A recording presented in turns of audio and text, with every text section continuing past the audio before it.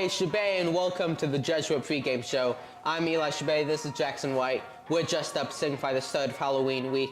Jackson, tell me some of the keys for Jesuit's offense this week. Keys for Jesuit offense this week is getting the ball to John Bear, let him cook, as last game he had a great game, multiple touchdowns to continue his great season so far. And we can't forget, he is 58 rushing yards shy of getting his 2,000th rushing yard season, and it's still possible for him to get 3,000.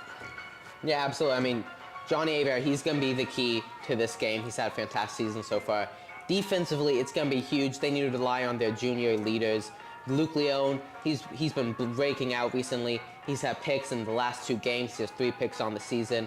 Cameron McNulty, he's also the only other player on the team with a pick. He also leads the team in tackles and sacks per game. They need to show up, and the D-line, led by Captain McGregor Byers, they need to show up. They need to get pressure on the opposing quarterback. Jackson, tell us about that quarterback. Tell us about that team that he's a part of. Well, Alief Taylor, definitely a very decent team. They're 3-4 this season, 1-2, 5th in the district. You know, they might not seem much, you know, they're always a trap game, though. And this game tonight is definitely has the receipts we have tonight for a trap game to happen. So Strake Jesuit Football teams, they remain focused and come out to play, and hopefully they'll be able to get the win tonight. Absolutely. You know, you need to make sure you stay focused and really commit to this game. Anyways, I'm Eli Shabay. And I'm Jackson White. Thank you very much for watching.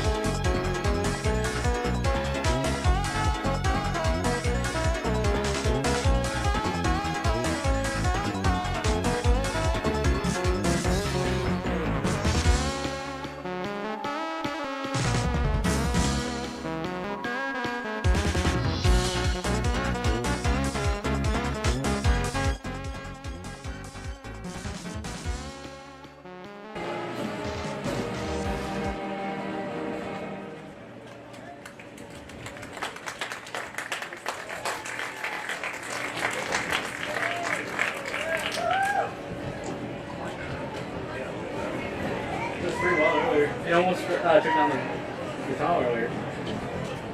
Yeah. Nearly flipped down the side of it, really. Nearly took down the towel, right? Yeah, we'll see once the game starts. I hear you got a big game tomorrow. Would you please stand for tonight's invocation, given by Mr. Timothy Bishop of the Society of Jesus.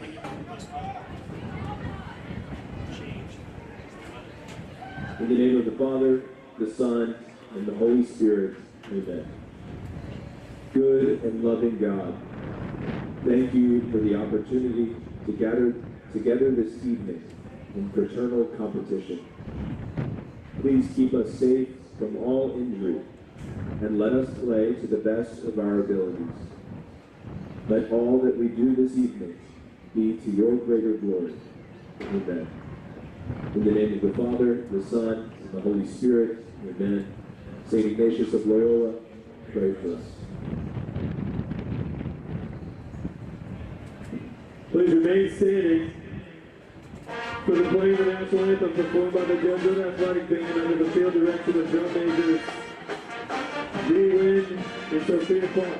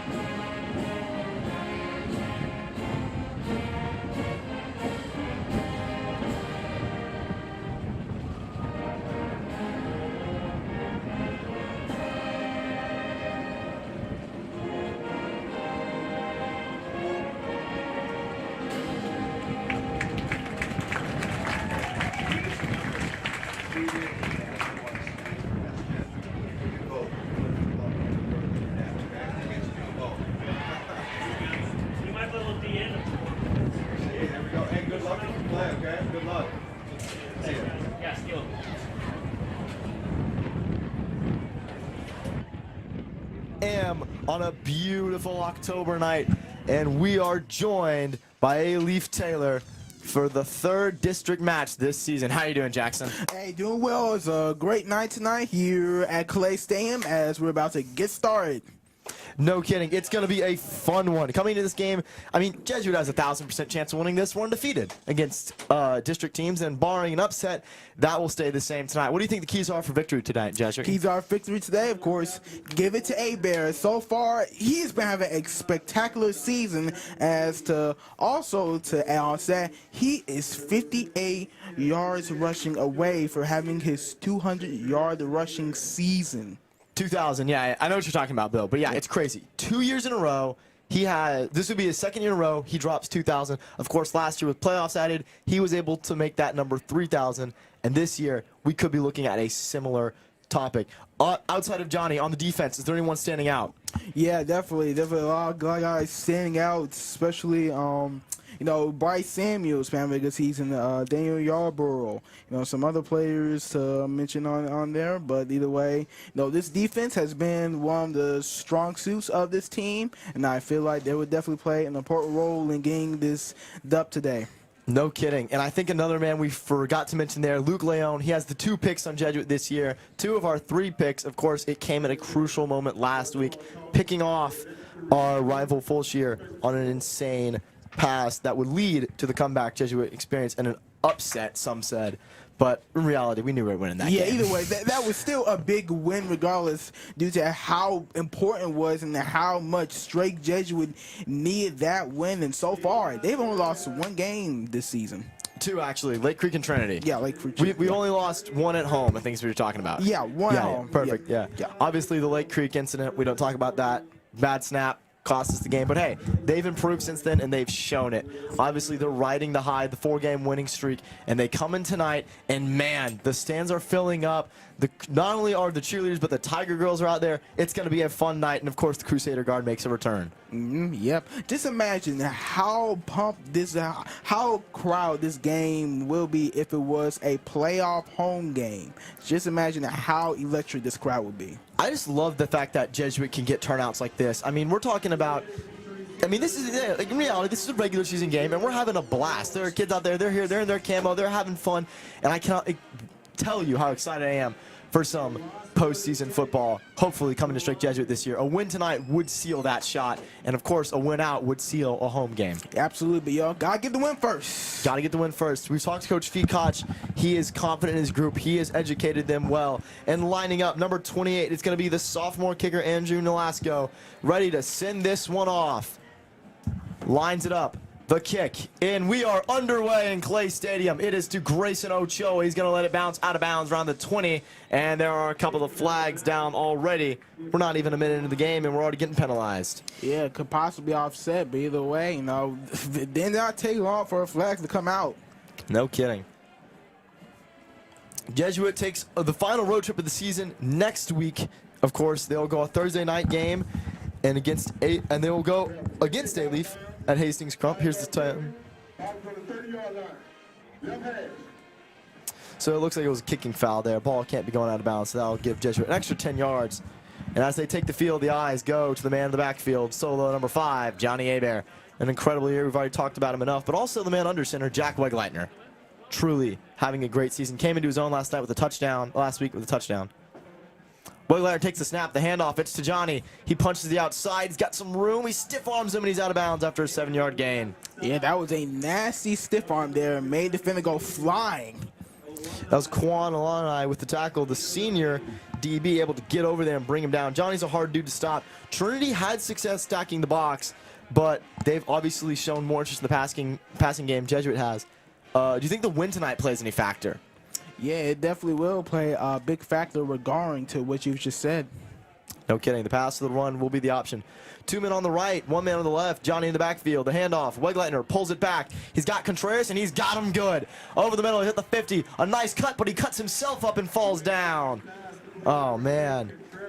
Omari Kumar with the tackle. What a play.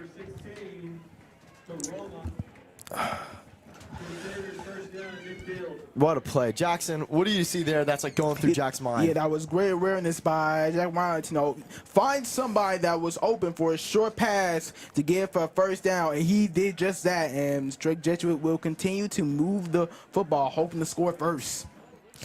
That's so true. Well, now Jesuit on the 50-yard line flat. They're on the top of the cross. Wegleitner the snap, and there's a flag. This could be a false start and move Jesuit back a couple yards. Yep, this will definitely be on Strake Jesuit. It's a false start on them.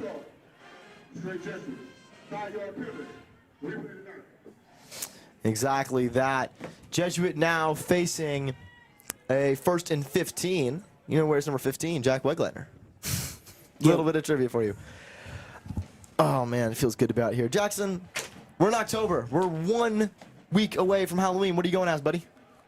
Man, it's hard to believe how it's already almost Halloween, and it just feels like we're still in September. No kidding. Wegleitner is going to lob one up. Can he get it fighting? Oh, what a catch! He brought it in, and the electricity strikes early as Wegleitner, a 40-yard bomb. Whoa! The catch of the season right there. It's the junior Elijah Gassett with the one-handed grab, and Jesuit's offense sparks without the run game. Wow! Unbelievable catch. I mean, unbelievable. It looked like for a second he might be going for the pass interference, but instead he says, screw that, I'm going to catch this thing with one hand. Awesome. Wow, all right. After the exciting play, everything calms down. Looks like a stacked backfield. The handoff, they give it to the best pushback in the league. Abear pushing away. Can he get it? Oh, he's out the 5. Just short of touchdown. Dude, I'm coming down from that still. Arthur Rogers with a great tackle on the D-line. All right. Did not think that's how we'd start. Yeah, I mean, a great start to the game overall. You wanted to see something electric? There you go. No kidding. That is quite literally, that is textbook. I mean, sometimes you got to use 2 hands. Sometimes you got to improvise. It'll be 2nd and goal on the 4-yard line. Again, Abear looks to receive this one, although 3 on the right side means we could see a pitch. It's exactly what we see. Johnny fumbled! Oh! Who's got it? I think this one might go the other way. Train saying that guy. Oh, Alief. Huge. That is the first fumble by number 5 all year. Yeah, first one and of the right on the season. goal line. Wow, what a turn of events. I mean, after that catch, then you fumble the ball, it's give terrible. the Alief. The momentum has stopped in Jesuit. That's unfortunate, but that's a tough one to come off of. There's no doubt about that. Hopefully we'll be able to get another look at that one again. Yeah, but it's definitely tough. It was tough, but you know, the defense for Strake Jesuit so far this season has been solid. No kidding. They've been one of the best against points allowed. That secondary, brutal. A 3-headed monster. Not to mention, you have to count for McGregor Byers on the D-line. The snap, the handoff, it's a pump fake screen, and he's met by Yarbrough, but he's going to get around him. It's going to be Leon with the help of number 22, Paulo Masayo, bringing him down. Looks like it's the pass to Mikhail Finet, the junior wideout. Of course, the quarterback, Nick Congolo, the junior. A lot of juniors on this team, I'm realizing. Look at the play sheet. Yeah, junior heavy team. Hey, man, the future is bright for Taylor, I guess. Yeah, absolutely. 9 minutes to go here. There's the jet sweep. The snap. He'll drop back. Immediately pressuring the outside. Oh, A a double huge hit. hit. Oh, a tag team wrestling match on the field, but it is caught and will be a first down? It's going to be close, I believe. If not, 3rd and short. Oh, lucky guy. Yeah, first down. That was Finet again, but he was tag teamed by Hayden Summers and Wesley Stewart, the senior linebacker captain. It will be first down and 10, though. Congolo takes the snap, hands it off up the middle, and it is brought down. That was number 20, Savion Powell, another junior running back, but he didn't get much. Yeah, they're all ready for that one as they did not seem to get a lot on that run, so they're going to try something else here. Looks like it'll be 2nd and 4. That was another tackle made by the captain, Wesley Stewart. He looks to be a little bit more involved in this game. Actually, 2nd and 5. Yes, make his presence known early in this game. Nick takes back. He'll hand it off. It's another fake. They're going to go back to Finet. Leon's got him this time, but he breaks around. Yarbrough's getting blocked. He'll shed the block, but it won't be before they get the first. Yeah, it's going to be enough to get the first down. That will keep the chains moving for Alief Taylor, as right now they have all the momentum going their way. No kidding. Messiah with the tackle. He leads the team in tackles, I believe. And, of course, he shows why he's always getting that gritty assistance. Even took a little bit of a shot at Jaden Barber, the junior. He's listed as an athlete. I like that. Number 12. Yeah. So that's you always something. gotta love that. That's something new you see every day. Yeah. The snap to Congo is going to hand this one off for the first time or second time up the middle now, fighting for the yards. It's a first down, and Jesuits defense looking like a damp paper cloth out there right now. Yeah, and it look like they're having a slow start to this game as Alief Taylor so far they look locked in. Well, I mean, you know, it's always a learning curve. You're coming on the field. You weren't expecting to be on the field, but it's okay. 2nd and 2, a loaded backfield. Will this be a direct snap? This could be. We're about to find out right here. 2nd and 2, a little bit of motion. Congolo takes the snap, the handoff. It's real. He's going to run through the D-line, and it's another first down. Wow. Some impressive showing from the Alief Taylor offense. And looks like a man might be down. No, he's up. Yeah, the running game for so far for Alief Taylor has been doing a great job at finding holes and able to get their first downs. No kidding. That D-line hasn't looked too good, but a beautiful night it is tonight. It is 79, feels like 83, and that wind is kicking at 15 to 25 miles an hour. So we'll see how that affects it tonight. And of course, as you look on the flags, they're heading towards more the right side of the field where the wind's blowing. The snap, the handoff, he trips and he's gonna hurt as he falls down. Number 99, it's Charlie Pesic, the senior D-line, bringing him down. Man, 6:40 left in the quarter. Ball on the 42-yard line. That was the first real stop we've seen Jesuit all night, and looks like we have a player down. Next time you watch the Strake Jesuit football game here in 2 weeks from tonight, the regular season will be at the finale. Can you believe it, Jackson? We're already done. Man, I just hearing that already, I just feel so sad. But the good thing is, though, playoffs is around the corner. And it won't be the last stream for the sport, and it won't be the last stream in general. We'll be doing basketball, baseball, always a good one in the spring. And there's rumors hockey might take over as well. So always be on the lookout. That Friday game will be at 7 p.m. November 7th, and it will be against Foster. Oh, man. We'll always be here to cover it. We'll have the pregame show. We'll have the final whistle. And, of course, it will be the last regular season home game of some of these lovely men on the field. And of us, too, Jackson. Yeah. Good job, man. 4 years at Jesuit. Yeah, definitely an honor, to say the least. Definitely an honor to be here. No kidding. We all worked hard. Everyone in the booth works hard. We got spotters. We got our beautiful mathematician over here. And and it's just good to be here. We're very thankful that the listeners want to listen, and we're very thankful to be here. Yeah, it wasn't too long ago that we were just started doing this as, we sophomores, and here we are. No kidding. Seniors. We weren't like these guys all wet behind the ears. 2nd and 11 on the 40-yard line. Nick takes the snap, drops back. He's looking to pass. He's going to find his favorite target, Finney. Is he going to get the first down? It's going to be close. Maybe. Short. If not, it's 3rd and inches. Yeah, he's just short, but it will be close to first down, but just short. Yarbrough with the tackle there.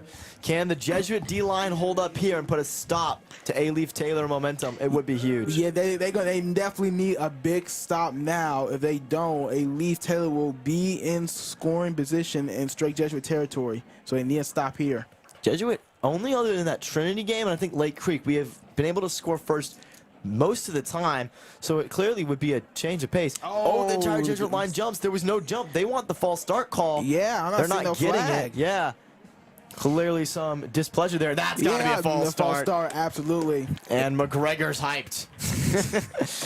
I have no idea what happened there. Confusion on both sides, but either way, Alief Taylor fell for it first. Lights got too bright here, and it will move Taylor back, and all of a sudden, that 3rd down conversion becomes that much more difficult. Yeah, Jesuit definitely might have gotten away with that one there, but hey, we'll take it. We'll take that anyway. We'll take that. That was legit. I know we don't jump. Yeah, well, we're playing pretty good, but no, I definitely see that. There was definitely a lot of confusion on what the play call was, and it looks like it was just unfortunate for Taylor there on the jump. It will be 3rd and 7 now on the 44-yard line, so and looks like they'll take a timeout to see what we're doing here. So we were talking about earlier, Halloween coming up. What are you going as, Jackson? honestly, if I were to wear a costume for a Halloween this year, man, I would probably go as a Mandalorian, since, the huge Star Wars fans. Yeah, that's cool. That's cool. I don't know, man. I haven't done. I assume you're not trick or treating. Now, I haven't done trick or treating in like years. So I haven't done trick or treating been a since while. 7th grade, dude. Man, it's been a long time. I'm at the game. I'm also 17, so I think that's okay. I think I'll be. I don't know. I might dress up. We'll see. I'm probably gonna go as maybe a banana. Yeah. I think I'll do a banana. Hey, that's good enough. Good Yeah, enough. dude. No kidding, right? Whatever you can cobble together. I also love how, Halloween is also on the weekend too, finally. Oh, beautiful. Friday night, Halloween. That's going to be awesome. We don't even have a game that Friday, so we're going to leave school. We're going to go straight to trick-or-treating. It's going to be a lot of fun. Yeah, it's going to be just a blast out there. Timeout winding down, and we're back. See if Alief can convert this one. As always, Congolo in the back, looking to take the snap.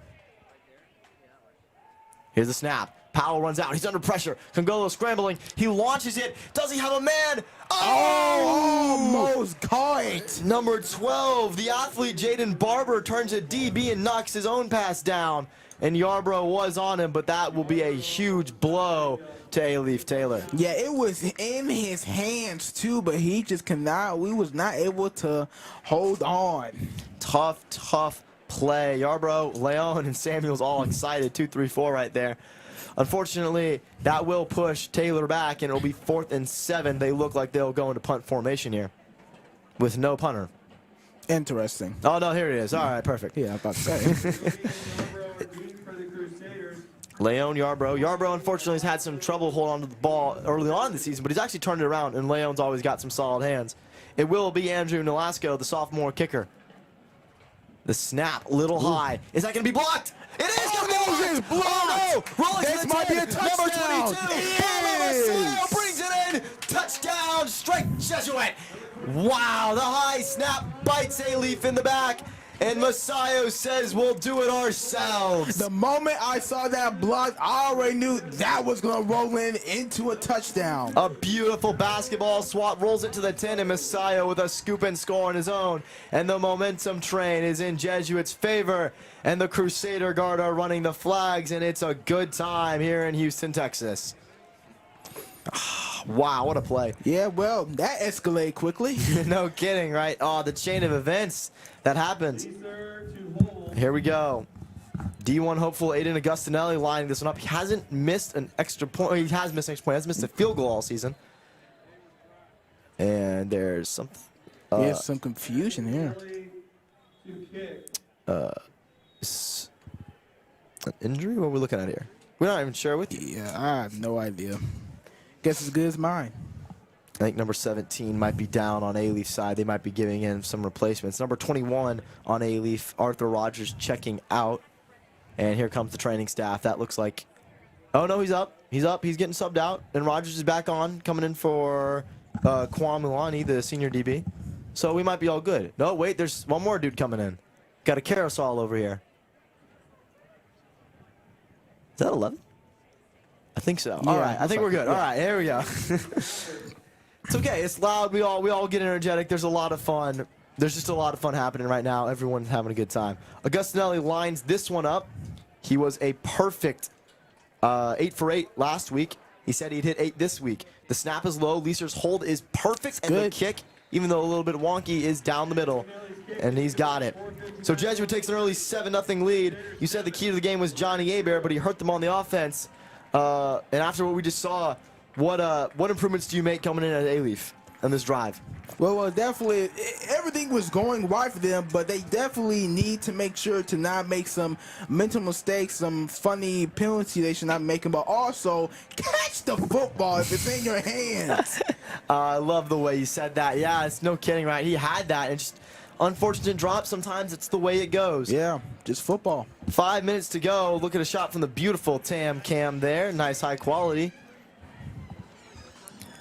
And lining it up. So Jesuit now will go back on defense. Feels like they were just out there. I wonder why. And here we go. On the field now. Headed off by number 34, Harrison Socha, the sophomore linebacker. He's been we have a lot of quiet heroes on this team, I think. Yeah, for sure. Okay, it's not, and you ask anyone about that. We've talked to Johnny, we've talked to Bryce, all these guys. Their first thing, why are you doing so good? Well, so-and-so, he's helping me out, and that's how I be my best. And I love that they built that winning culture. Yeah, I always love to see team, build a team-based culture. Yeah. Love it here. A little bit of fun on the kickoffs always here in Jesuit. Augustinelli now lining this one up. He pops it. Yeah, short kick. Fair catch made by number 12, Jaden Barber, the athlete, and he'll be on the 30-yard line. Yeah, that would give Alief Taylor some decent field position to start the game. No kidding. They very much still have momentum. They know they can beat us. It was one mistake they made. They know they have a good chance of beating that Jesuit defense. It's just, the mental mistakes, it's all about, we're all human, but sometimes we're more human than others, and it hurts us. Yeah, definitely. Could not agree more on that. Here we go. On the field now, Savion Powell, the junior running back, and of course he's met with his teammate Nick Congolo, the junior QB. Lining it up. Man, they have some big dudes on their team. Number 78, that is Phil, Yeah, I know. Phil Burger, a They look sophomore. like giants. That dude's a out there. sophomore, all right. And here's the jet sweep handoff. Number 7, Evian Simeon's going to take this one here. He's going to go for the outside. He's got the close to Ooh, first if not down. the first down, it's going to be 2nd and 1. It's a first down. Yeah, great play there. Love it. You see the right guys moving there, and you have the perfect sweep. Oh, is that a holding? Sounds like they said. Yeah, it might be coming back if it is a holding. Ah, it's the mistakes. The mistakes kill you. Yeah, it's the most mental mistakes right there. You cannot have holding calls on big plays like that. It's going to hurt you big time. No kidding. Oh, is that on Jesuit, it sounds like?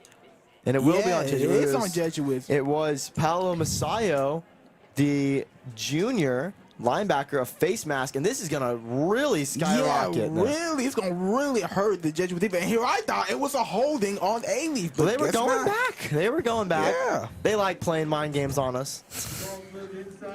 Well, after a decent run and an unfortunate face mask, Jesuit is backed up into the corner, and there's some momentum for Taylor. Here's the snap, the handoff. It's there, and Powell's going to fight his way through. He's got a bit of grass. He's going to get the first down. Yeah, Alief looking for redemption. Want to go ahead and tie this game. No kidding. All right. Well, it looks like they've got momentum back and they can run it well. Jesuit's defense, though, one of the best. They're 4th in the district in stopping in the red zone defense. So obviously, as you get closer, Jesuit only gets better. Yeah, can't forget how good their defense is when you're in the red zone. No That's kidding. where they thrive. They don't really have a hole, some would say. You have good D-line, a great linebacker core, not to mention complemented by beautiful DBs. But number 6, He's still Harrison moving. Schmookton going to get a good run there, a first down. And right now, Alief is doing all the right things to expose it. Yeah, Alief's run game doing all the work right now. And it's working out pretty perfectly for them. No kidding. 3:55 on the clock. 2 men checking out are number 97, number 24. That is Victor Sicardo and the Wesley Stewart, aforementioned Wesley Stewart. Congolo, we haven't really seen him throw too deep. It's mainly been a lot of screen passes.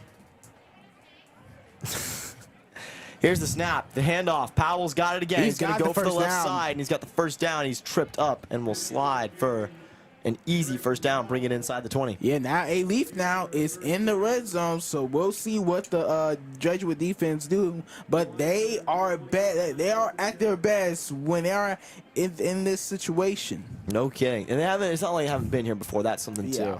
And clearly you've seen the run on the outside. They're avoiding number 91, McGregor Byers, in there. He's the Wyoming commit.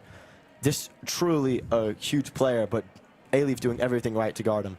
Yeah, he knows how much of a threat he poses on that defense. Speed option's going to go with Powell, and Powell's going to bulldoze his way for an extra couple yards. He's not going down easily tonight. Nah, he is having Strake Jesuit having a tough time to tackle him down. McNulty with the tackle. It will be about 2nd and 7, and it's right now. It's been the face mask and a bunch of runs on the ground. They're pounding them right now. No negative acceleration, as Mr. Lin would say. Deceleration isn't a thing. Here's the snap. He drops back. It's another pass to Powell. He's going to get over a man, but it's going to be foul and off. It was Samuels on the DB there. Now they're in 6 now. They're in 6. Straight Jesuit trying to get stopped.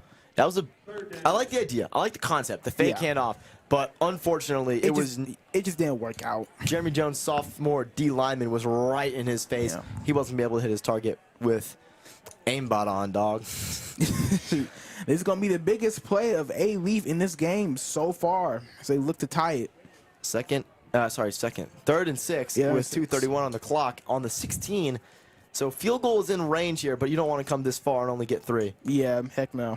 Nick takes a snap. He's met again, but he's going to break free. Oh, he's got a couple of room. Is he going to get it?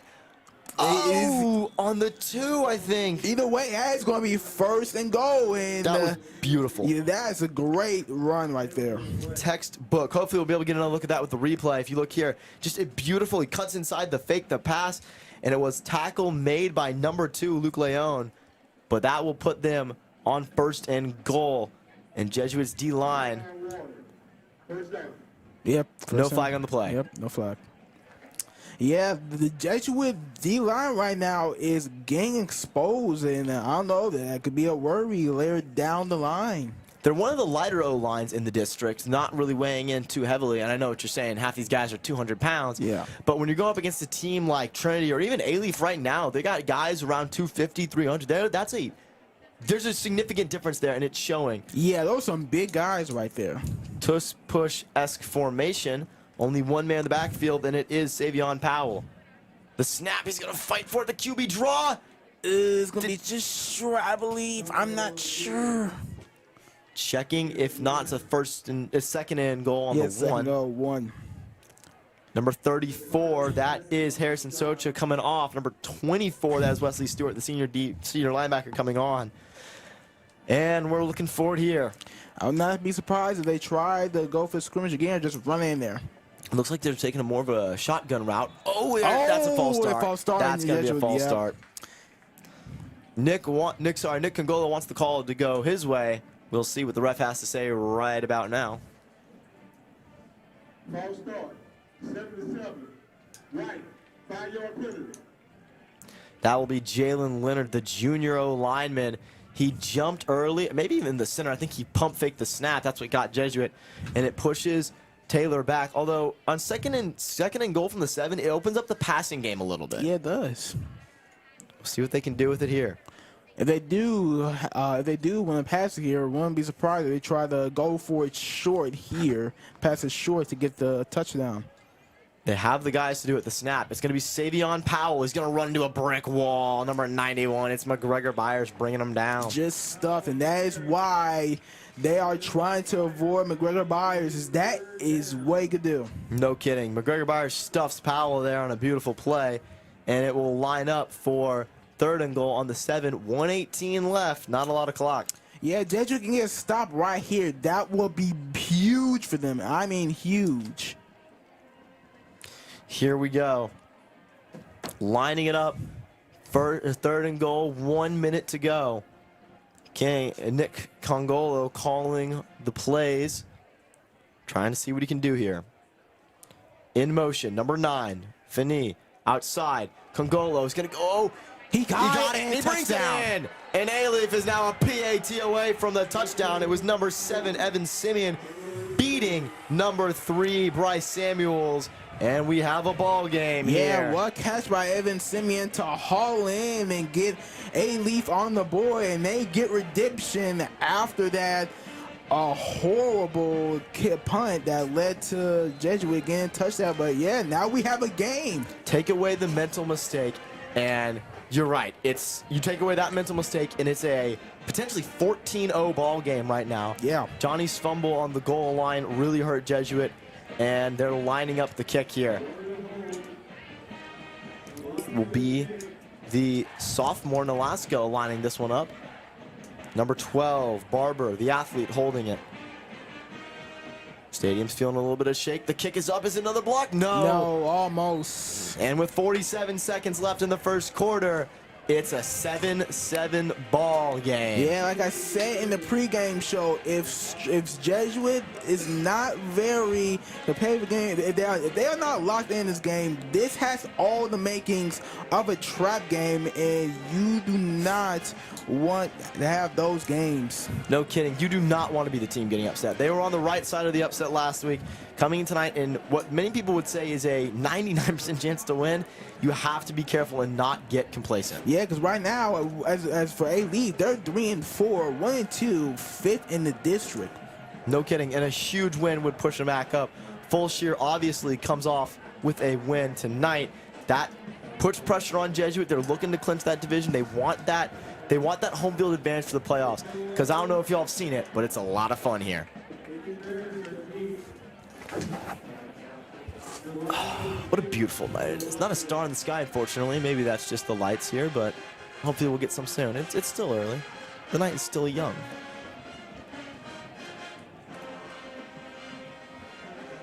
Nolasco lining this one up. Back to receive Ochoa and Gassett.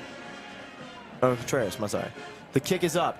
It's a line drive. Contreras, it's through his legs. He got megged by it. He's going to pick this one back up. Can he get some room here? Goes for the right side.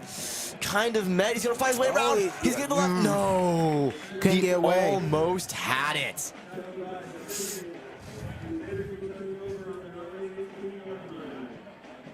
What a play there. The tackle made by Hamir Shokolny. Sorry, no, Evan Simeon, number 7. That was my fault. And on the field now, Jesuit, their only offensive drive resulted in heartbreak at the goal line. Let's see if they can turn that around, but also had a little bit of energy. Let's not forget the Elijah Gassett catch. Yeah, they definitely need some much better turnaround here offense if they want to try and take the lead here. Looks like they're going to give Johnny the chance. The snap, the handoff, it's there. Hebert pushes to the right. He might even get back to the line of scrimmage. He does, but another run that is called short. 29 seconds left in this first quarter. You obviously get the ball back at the second quarter, just different side of the field, so you don't have a lot of rush here. We're not playing a, I forget what the game's called, I'm sorry. We're not playing a round game here where you have to win each quarter. That's what I meant to say. Yeah, still a lot of time left. Anything can happen. 7-7 game. Wegleitner under center. Here's the snap, the handoff. It's Johnny again, and here's the breakthrough. Space. Johnny pushing, and he's brought down. It looks like a 30-yard gain, inching closer and closer to the goal line. Yeah, big run there from Hebert to get a first down or more. Kwame Alane, the senior DB, he's had some experience bringing down Johnny tonight. And it's number 9, Gavin Park, the junior wide end, checking in for Gassett, who made the one-handed catch last time. It looks like that's going to be the last play of the first quarter. Jesuit looks content and running this one out. Like you said, Jackson, they're going to take a little bit more time to get themselves together. Well, first quarter, a little bit of unexpected nonsense. A fumble and a blocked kick. It's a 7-7 game. The Grading Nation Challenge is back. We are excited to participate by collecting now non-perishable food for the second year in a row. Wow, that's incredible. Yep, that's it. He has got 2,000 yards. That is the record for the most rushing yards in a career by Jesuit at 6,353. Congratulations to Johnny Hebert. Yep. Unbelievable. How about it, folks? Yeah, what a career. Not only his 2,000th rushing season, but also 6,353 yards, most from a running back in this football team program career. Just what an amazing career. No kidding at all. He is 20 yards off that 2,000 mark, like you were saying, and look at him go out there. Sorry, the other side.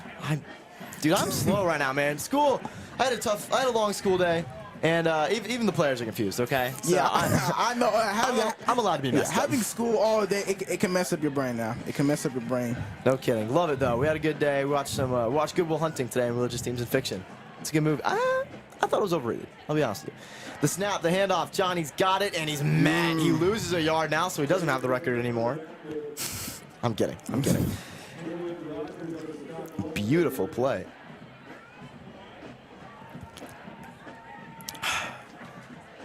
Sorry, back to what I was saying here. The Grading Nation Challenge is back. We're excited to help participating in collecting non-perishable food. If you would like to participate every Thursday in the parking lot of Parsley, we'll be collecting food.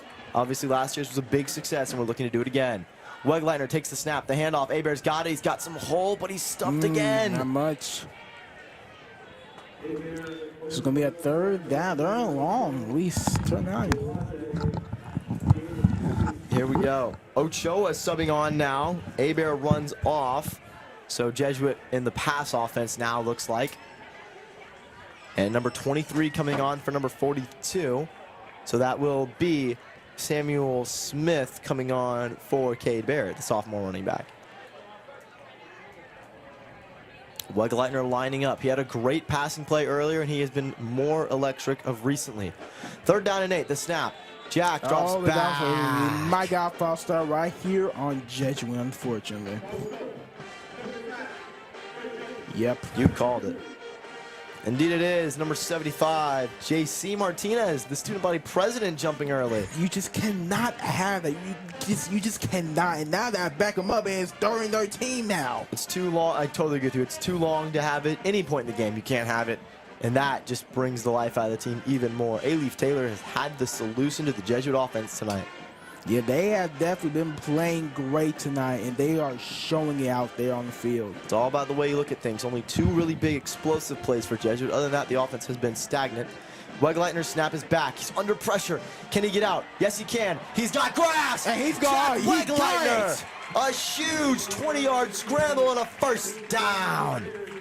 That's probably the best run we've seen him have all this season, and that was probably a big one there to get the 1st down. Beautiful play. He was brought down by number 44.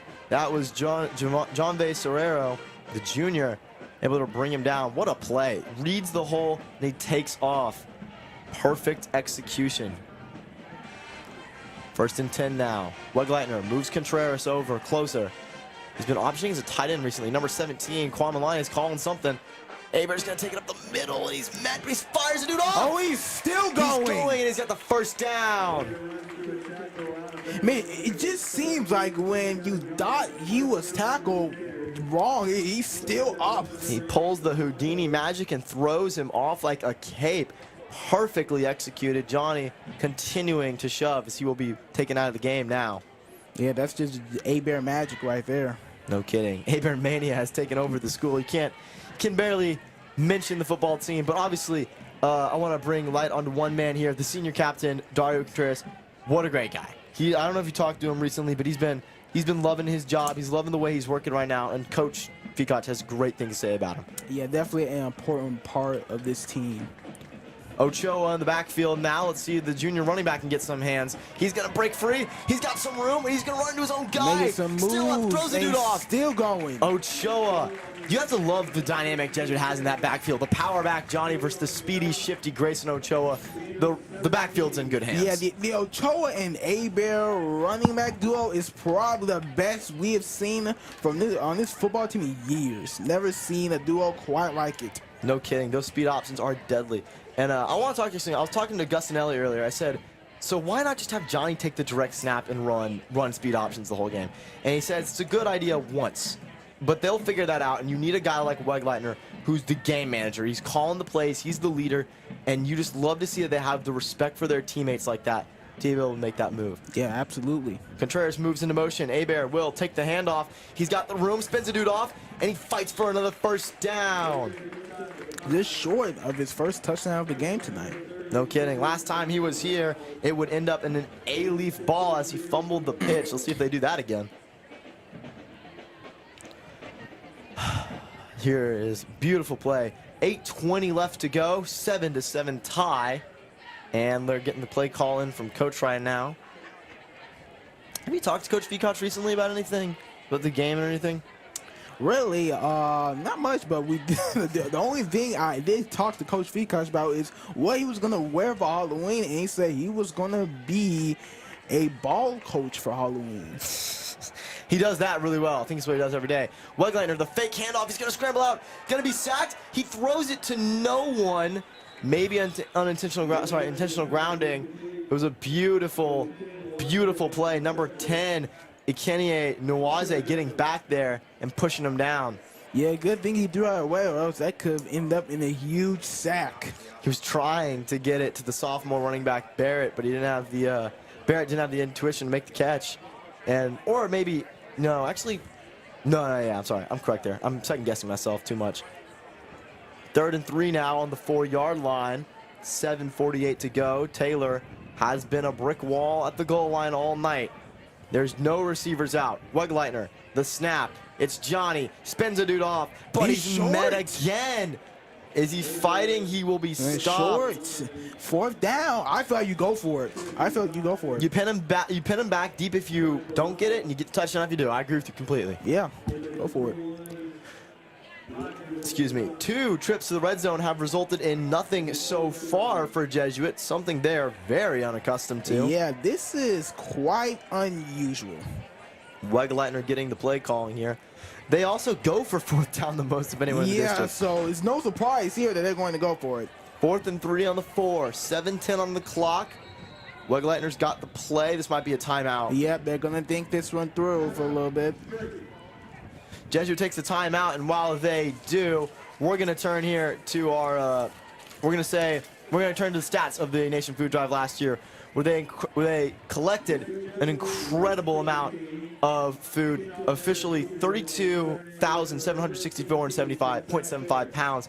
That's more than 16 tons of food for the Houston Food Bank. So thank you so much. And again, if you want to be a man for others and help out, show up. It's a great way to support. You have a lot of teachers here who truly love it, and it's a great way to show some care. We are obviously very blessed, and we want to share the blessing with everyone around us. Yeah. Good point there. Next football game will be not next week. The week after that will be Friday, and of course, don't check out our socials. That will be November 7th at 7 p.m. Tongue twisters. They mess me up, man. Yes, yeah. There's a miracle and handful there. No kidding.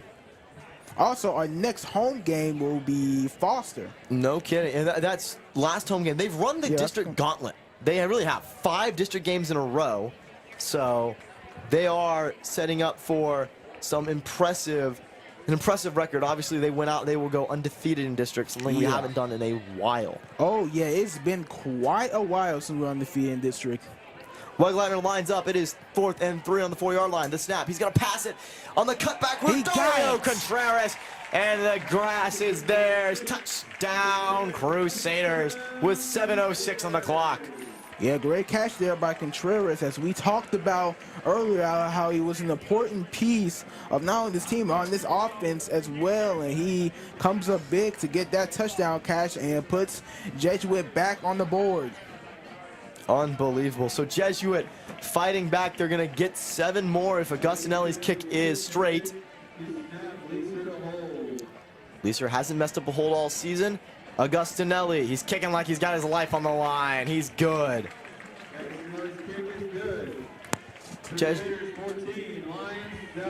As I said, Jesuit 14. Alief is looking at 7 on the board, but their offense has been awesome. Light show's back. That's awesome. Yeah, I always love to see a light show. No kidding. 7:03 left, 7-point game. Getting text from my producer right now telling me, saying famous quote, "It's not grass, it's turf." But I like grass, so I'm going to keep calling it grass. Jesuit, sorry, can you? Yeah, what I was about to say was, before, the game started, people were giving out these rally towels. Do love it. Obviously promoting the Gala Green. I don't know if it's going to cut to me here, but I like the rally towel. We have them up here. We can show our support. Yeah, absolutely. No kidding. There's always a good Mothers Club support coming in these games. Neon night, you get the neon bands. It's awesome. There's the famous fake kick from Augustinelli. Love to see them having a little bit of fun. We had it's camo night, by the way. In case you couldn't tell, there's no one in the stands for a reason. The kick is off. It will be caught. Out of bounds. Out of bounds. Looks like it was number 7, Evian Simeon, trying to do a little bit too much there. Here we go.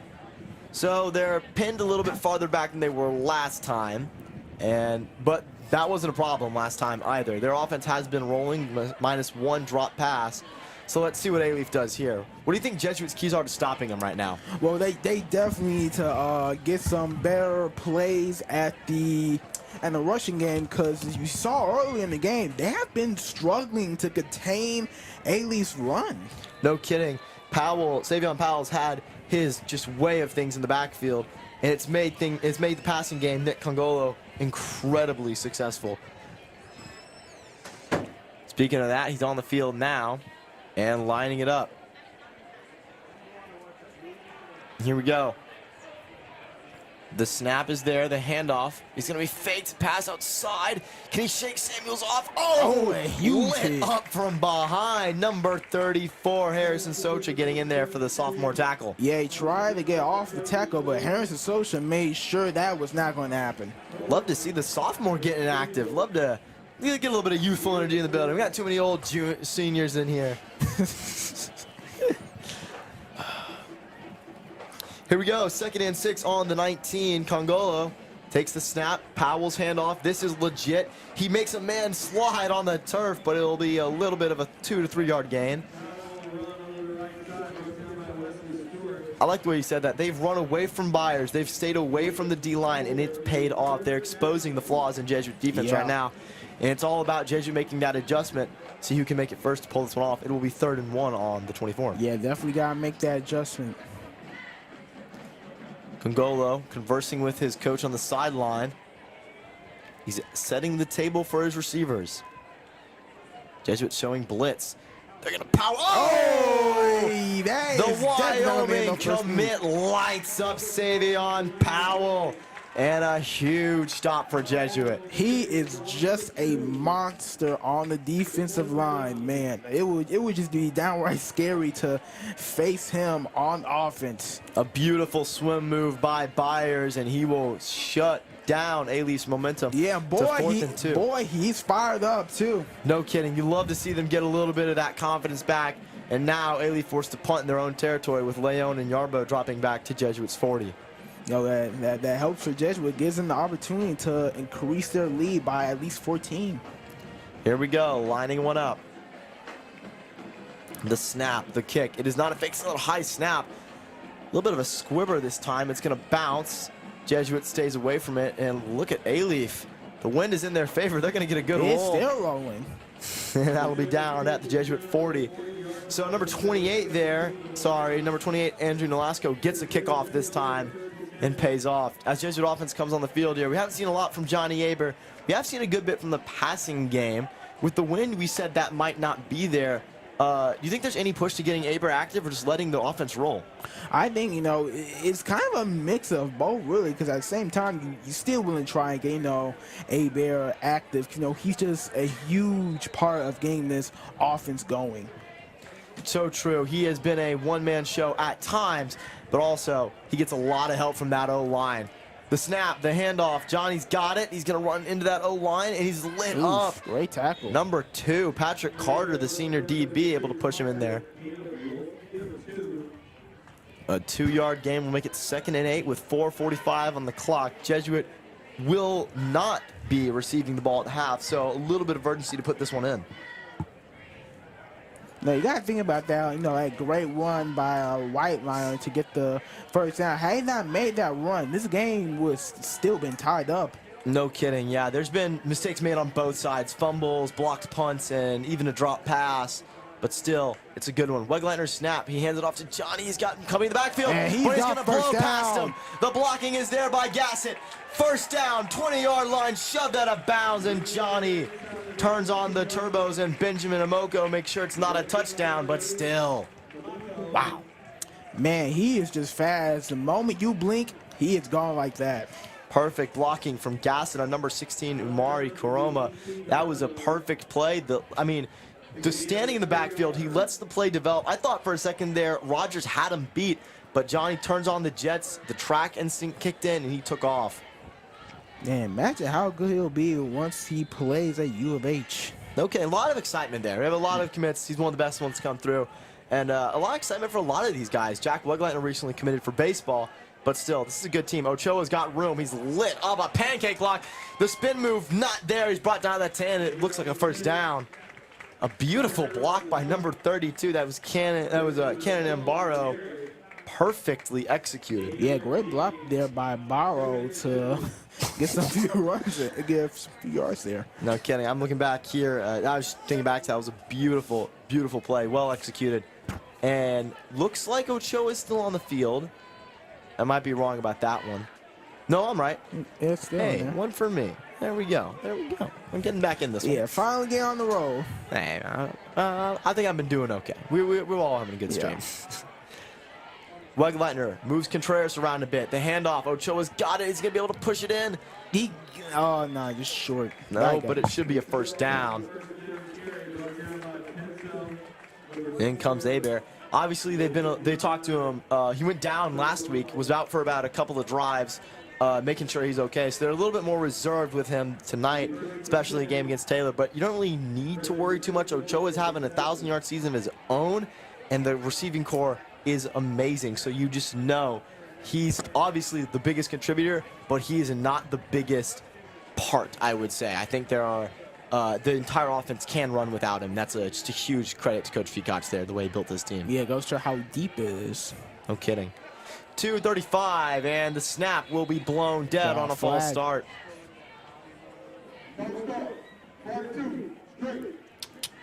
That was Cade Barrett, the sophomore running back. Maybe the noise got to him and he jumps early. It'll be a 1st and goal from the 7 now.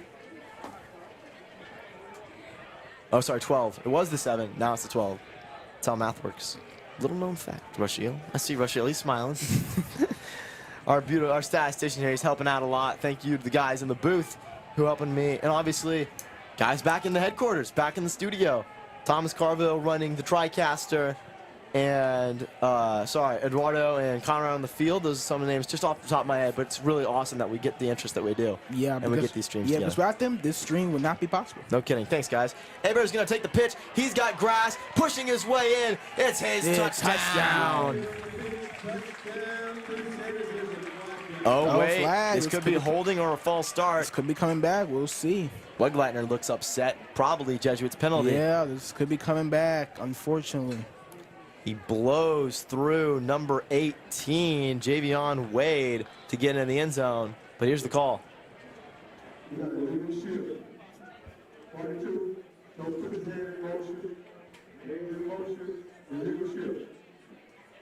Cade Barrett again makes the mental mistake, and he will now be responsible for 10 yards of penalties on the Jesuit goal line alone. And this will be a timeout, looks like, from the Crusaders. So, coming in here, we have a 2-minute warning, my bad. 2-minute warning. What are your breakdowns so far that's happening right now for both teams? So far for Jesuit, defense still looking pretty good. There's some that have been struggling with Alief's rushing game. They have been getting some fits, but either way, they're starting to make that adjustment. While slow start for the Jesuit offense, as Hebert got that fumble at the opening drive, but he was able to rebound it as he got that touchdown, and Contreras with that touchdown catch, and Jesuits up on the board. But Alief is still not out. They're still down by 7. They could still come back, tie this game, as their rushing game on offense has been pretty solid this game. It's helped them stay in this game, especially their defense. No kidding. Quick little shout out to the Jesuit hockey team.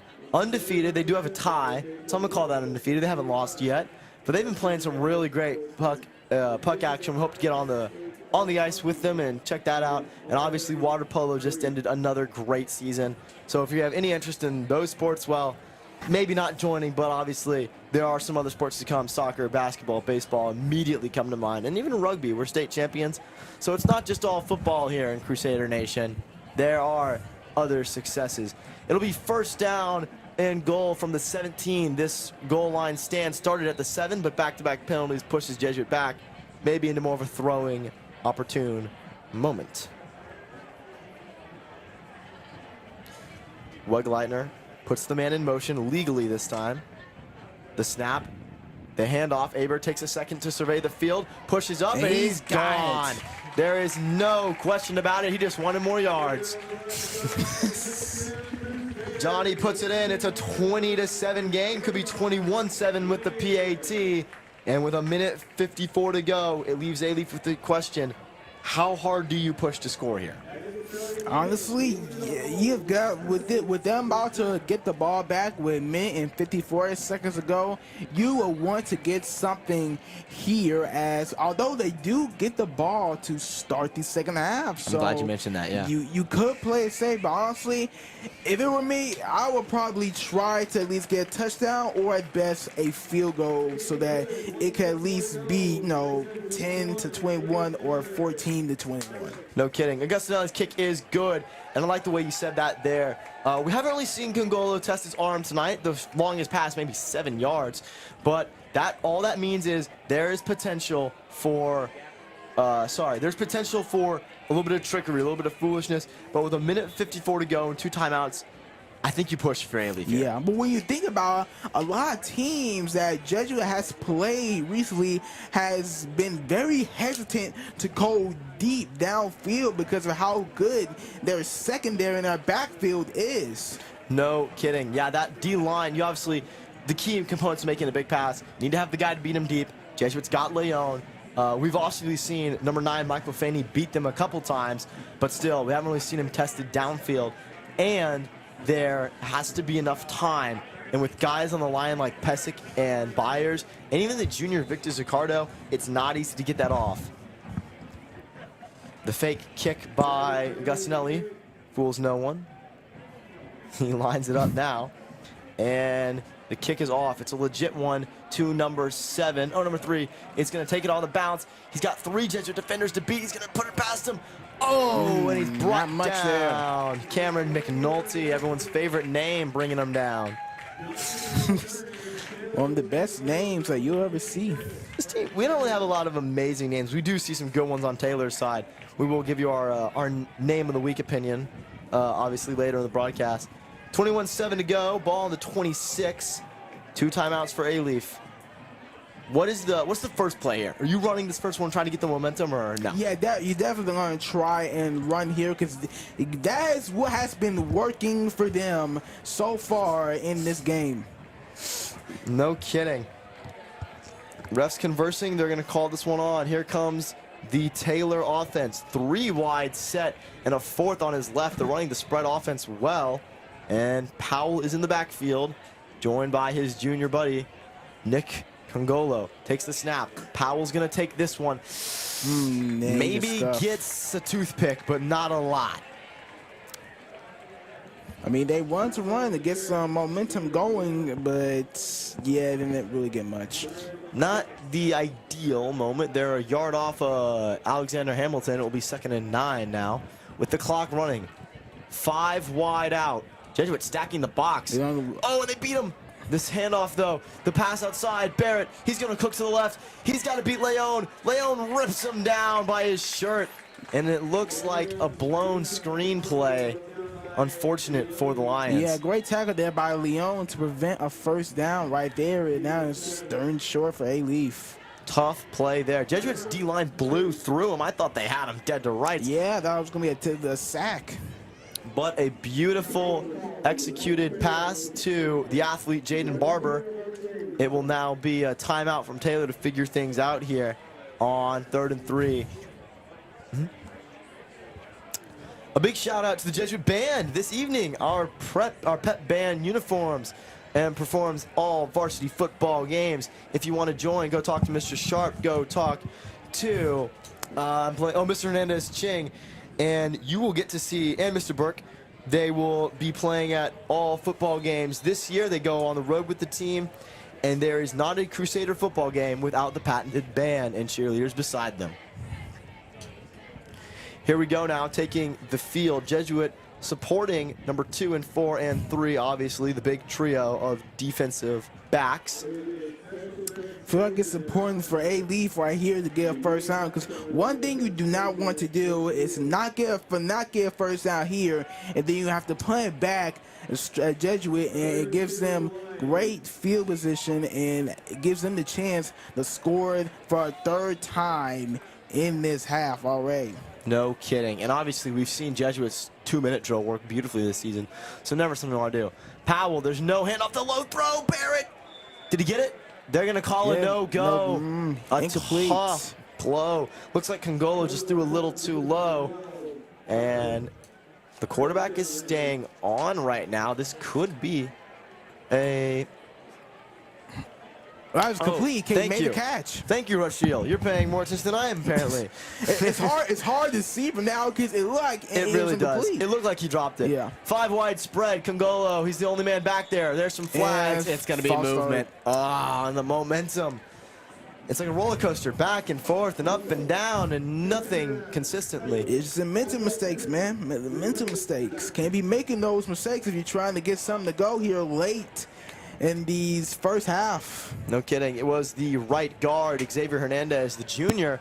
He got a little too jumpy. He's guarding some impressive talent, and he just had to maybe get the edge, but he didn't get the jump right, and it will be 1st and 15 now, although it doesn't look like it has changed Taylor's offensive scheme too much. 56 on the clock, the ball on the 32. This might be a timeout for Taylor. Yes. So just called it now. Beautiful, beautiful play. Well, quarter 1 has ended here at Strake Jesuit. So grades are final. Your report cards are at quarter 1 of the school year has ended. Thank you, Rashiel. He's trying to keep me in check again. But and I appreciate that. I appreciate that. But yeah, quarter 1 has ended, and obviously, Jackson, how'd you do? Thankfully, I got the honor roll, so Nice. don't have to worry about not missing any extracurriculars that's subject to bad grades. So I'm on point. What about you, though, on the other hand? Yeah, same there. We got the honor roll. Last first quarter for you and me. Obviously, for the guys also in this booth, it is their first quarter. And I'm saying first quarter a lot. Second on the left is sophomore. My bad. I did not know if you were a freshman. I took a guess, and I didn't get it. So that one's a little bit of egg on my face. Timeout is coming to an end here. Jesuit prevent defense, and it looks like Powell has joined the backfield with Congolo. He lines it up, calls the play. Very little time left. Powell goes in motion. Nick, the only man back there. Pressure, little limited. Now it's broken through. And he's sacked. And he's Doesn't know where to go. It's a tackle. And McGregor Byers, he's back there again. He's living in the backfield ever since his tackle earlier on. And that just pushes him farther back with the clock going down. It'll be 2nd and 19? 16. Yeah, Alief Taylor has been trying to avoid McGregor Byers all game long, but he just finds a way to make his presence known. They've done it successfully until now, and it looks like it's really hurting them here. Congolo takes the snap. He rolls out right on the run. Trying to find some deep. He throws it into the stands. His teammate on the sideline reels it in, but unfortunately it's out of bounds. And we're looking with 11 seconds left, a 3rd and 16, and Hail Mary right now. Yeah, this will most likely be the last play of the first half. 16 seconds on the clock. The clock has been reset, but it will be 3rd and 16. And number 30 for Jesuit coming on now, Joseph Gagnon Jr. taking over for number 99, Charlie Pesic. Here we go. Number 14 on the Taylor side, that is Dayton Page, joins us. 3 wide set on the left, single man on the right. Jesuit's offense is all on the line now. The snap, the handoff. Powell's going to take this one, and he's brought down. And with no time, they're going to time out for Jesuit. Maybe they're going to try to get something to happen here. Maybe, but I'm surprised they hand it off there instead of, maybe trying to get something with the passing. So maybe they are trying to look for something. I'm not sure. Maybe they're just playing a little bit of conservative football, trying to protect it. There's not a lot of risk in throwing it deep, but you don't want to. Yeah. You don't want to fumble. So, I mean, at the end of that, you do get the ball back. If you're A-League, you do get the ball back at the second half. To try and get some points to start the second half. So, I mean, you don't really want to risk it here. But No you kidding. can try. I like the way you say that. You're just going in and hey guys, first quarter made a mistake. Should be 14-7. We're going to correct that mistake, and we're going to keep doing what we're doing right now. It's working. What do you think the big change does need to be for Alief, though, coming into the next half? Yeah, Alief, they were doing a great job at containing, the D-line for Jesuit, but, once the defense of Jesuit made those adjustments, guys like McGregor Byers, started to get loose, and now they're having trouble at containing him. No kidding. Jesuit locking in here. It will be punt formation for Taylor, and let's see if any magic can happen in 10 seconds. Nolasco, back to punt. Snap, a little bit on target. They've been having trouble with that all game. The punt is off. They're going to let the ball bounce, and the clock's going to wind down. 0. So that will take us to the half. Jesuit, a blocked punt, a fumble, though. It's a 21-7 lead.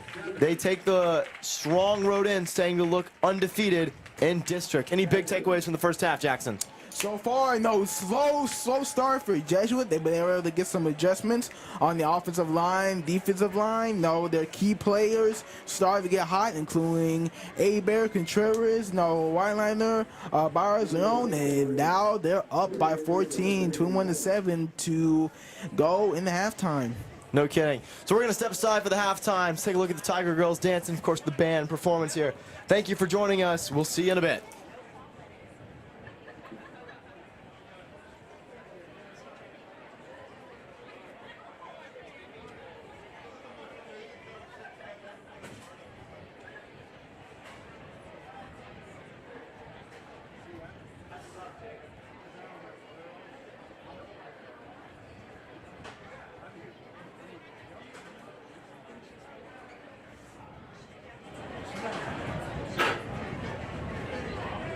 Ladies and gentlemen, please direct your attention to midfield. Tonight, we pause to honor a remarkable Strake Jesuit alumnus, Captain Andrew Houghton, class of 1997, whose legacy continues to inspire our community. Andrew was a proud Crusader, a standout tight end wearing number 87, and a leader both on and off the field. After graduating from Jesuit, he attended the United States Military Academy at West Point, where he continued to excel as a student and as a man for others. Following his graduation from West Point, Andrew served our country with honor and courage as a U.S. Army officer. He embodied the ideals of faith, leadership, and service, the very values that define a Strake Jesuit education. In 2004, while serving in Iraq, Captain Houghton made the ultimate sacrifice for his country. His life remains a profound example of dedication, humility, and selfless service. To honor his memory and the impact he continues to have on our community, Strake Jesuit established the Captain Andrew Houghton Award. Each year, this award is presented to a sophomore who demonstrates the characteristics and values that Andy Houghton exemplified. Those include academic excellence, service to friends and the community at Strake Jesuit and beyond, an enthusiasm for life, and a determination to succeed. Tonight, we take another step in preserving his legacy.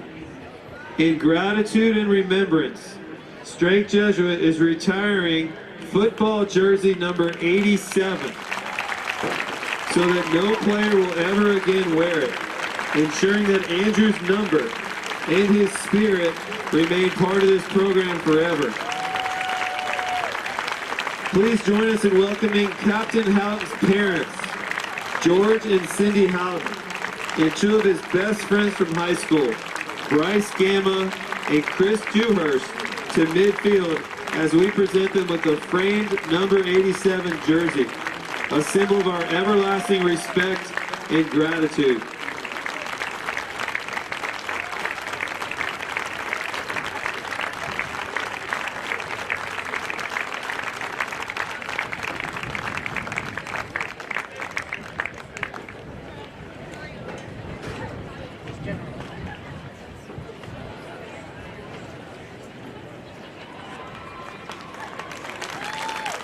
Captain Andrew Houghton, class of 1997, a Crusader, a soldier, a man for others. His legacy lives on at Strake Jesuit.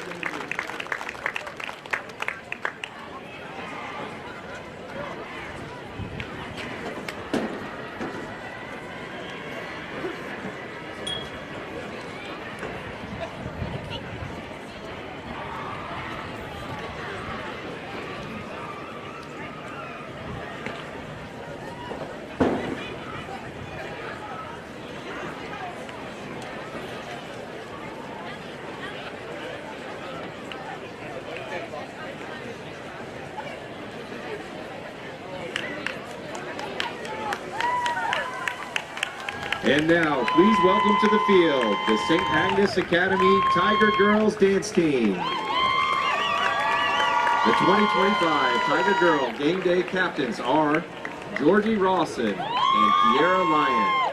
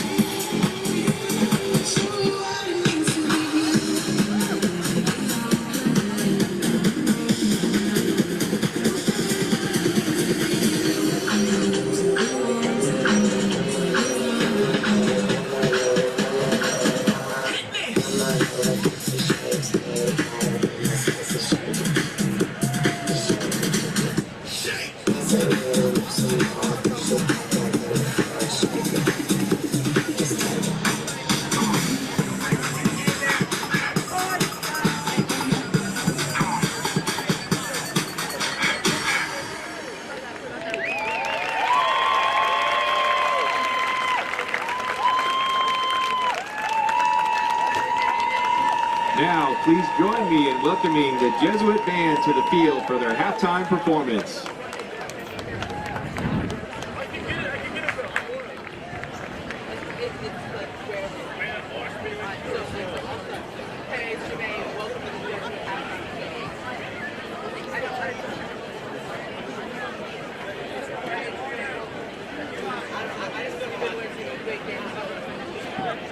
Our drumline will now perform Groove.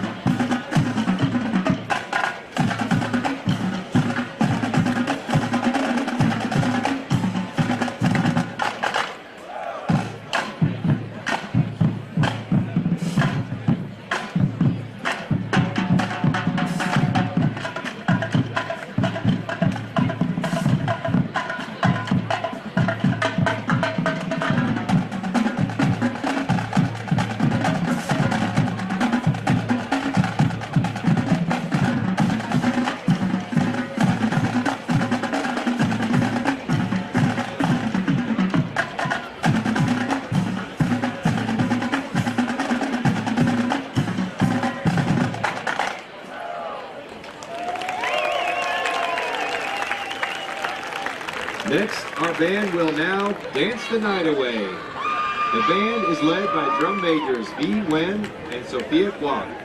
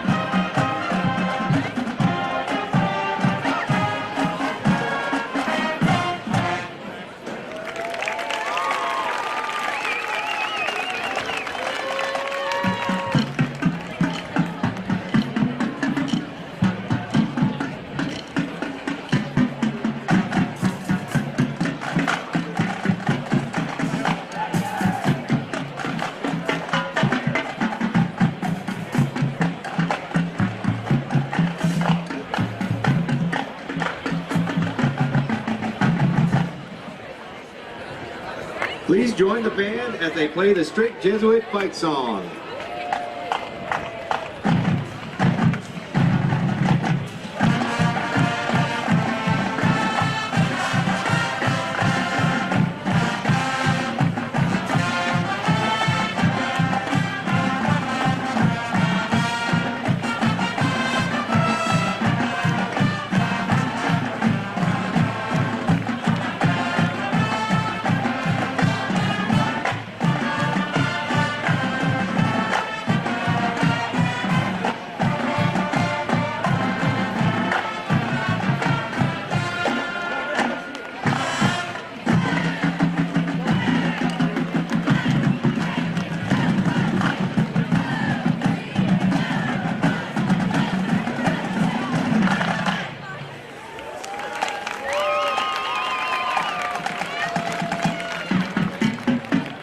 Jesuit Band is under the direction of Sean Burke and Taylor Sharp. Special thanks to our president, Father Jeff Johnson, Principal Ken Lozo, AP for Student Affairs, John Fay, and Orchestra Director, Guillermo Hernandez Ching, and the support of our program. Please join me in congratulating the Jesuit Band on their halftime performance. Go Band!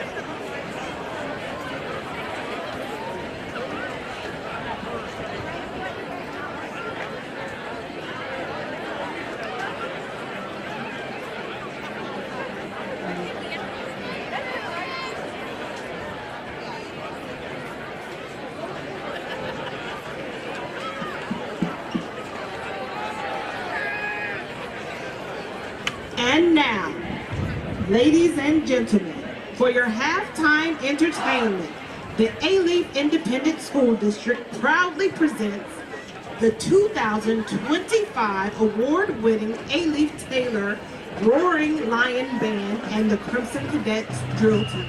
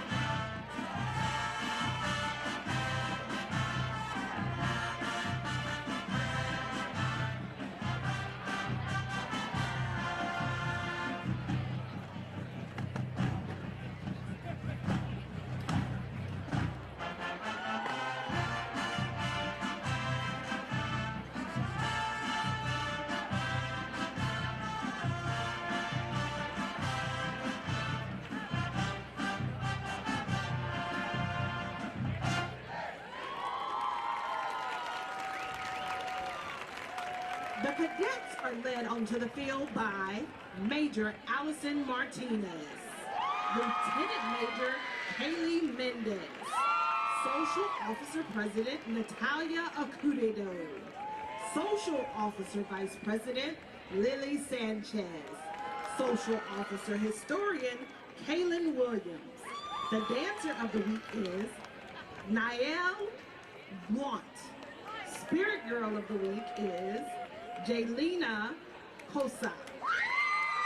Officer of the week is Kaylee Mendez. JV Dancer of the week is Destiny Navarro. JV Spirit Girl of the week is Erica Romero. The director of the Crimson Cadets is Miss Nadia Dosal.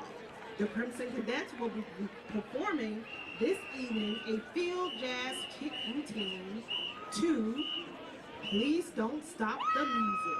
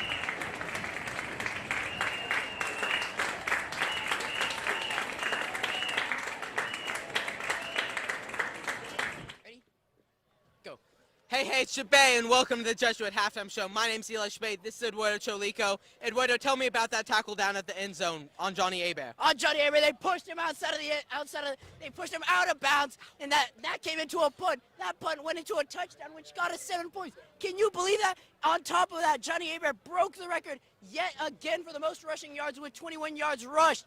That is insane. Can you believe that? I cannot believe it. Johnny Hebert's been going off. He has 90 yards. He has a touchdown. Derek Contreras also has a touchdown. Jack Blackline's been going off. That punt right there, that was a block punt by Paulo Masso. He had a great play. Special teams is going fantastic. This has been a great game so far. You know, you can hear people clashing even during this game. Eduardo, tell me more. The chemistry is going off the charts. Honestly, like, for example, Wegliner, our quarterback, he's going absolutely insane, making great passes. He's going ham down there. He's giving Johnny Hebert the best passes known to mankind. This is insane.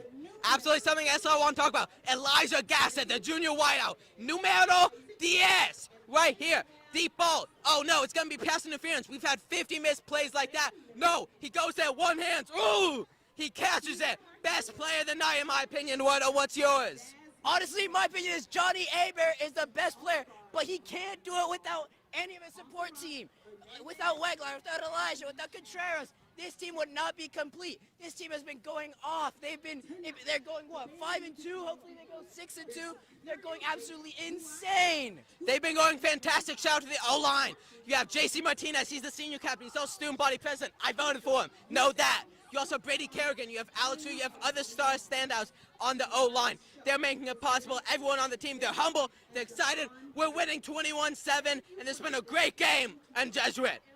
It's been Eduardo Cholico here with Eli Shabay. And it's been a pleasure to have your halftime show. Thank you.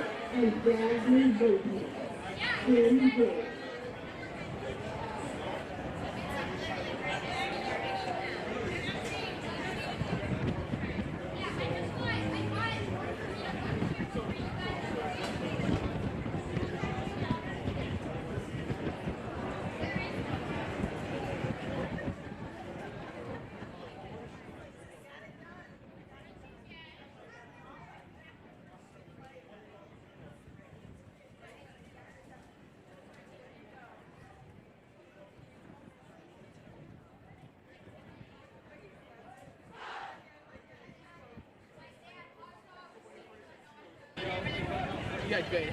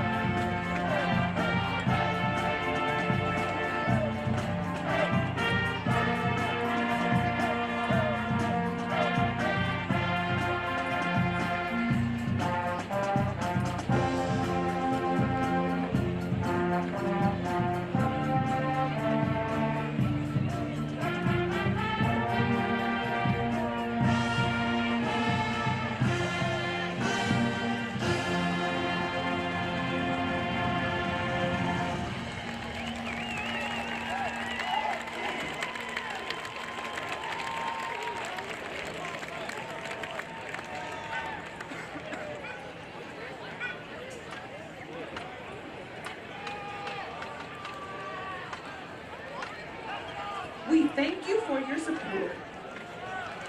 Please stop by the band section to learn how you can support a 2025 appearance at the Alief West Bowl game in Tampa, Florida. The band is led by Director Darwin Lewis, with Joseph Hernandez as Assistant Director. The Roaring Lioness Color Guard is under the direction of Delana God, and the Crimson Cadets Drill Team is under the direction of Nadia Dosal. We are proud to be under the leadership of our principal, Mary Williams, and our Alief ISD Superintendent, Dr. Anthony Williams.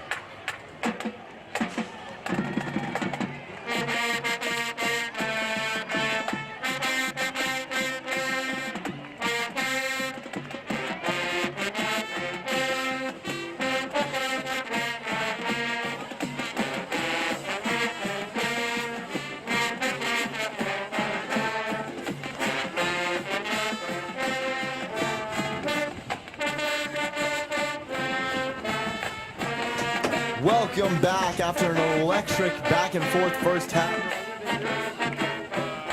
And we're about to start the second half. Alief will receive the ball. How you doing, Jackson? Well, definitely a great, halftime as, we had a presentation to a player's jersey that used to play, gang retired, number 87. Always fun to have a jersey retirement. It's a real honor and just really shows, what am I trying to say? Oh, yeah, the values Strake Jesuit has. It's awesome to see that they have that still remembered, and it's a good example to the new kids, showing that there is really something to look forward to, look up to. Yeah, wouldn't be surprised if, A-Bear's number is possibly the next to get retired, seeing how historic his career has been. Well, that's in the future, and all we have right now is the present, and that is why it's called a gift. So yeah, absolutely. Today is a gift, and that's why it's called the present. I messed the quota. But it's okay. Our spotter liked it, and that means I'm doing a good job, I guess.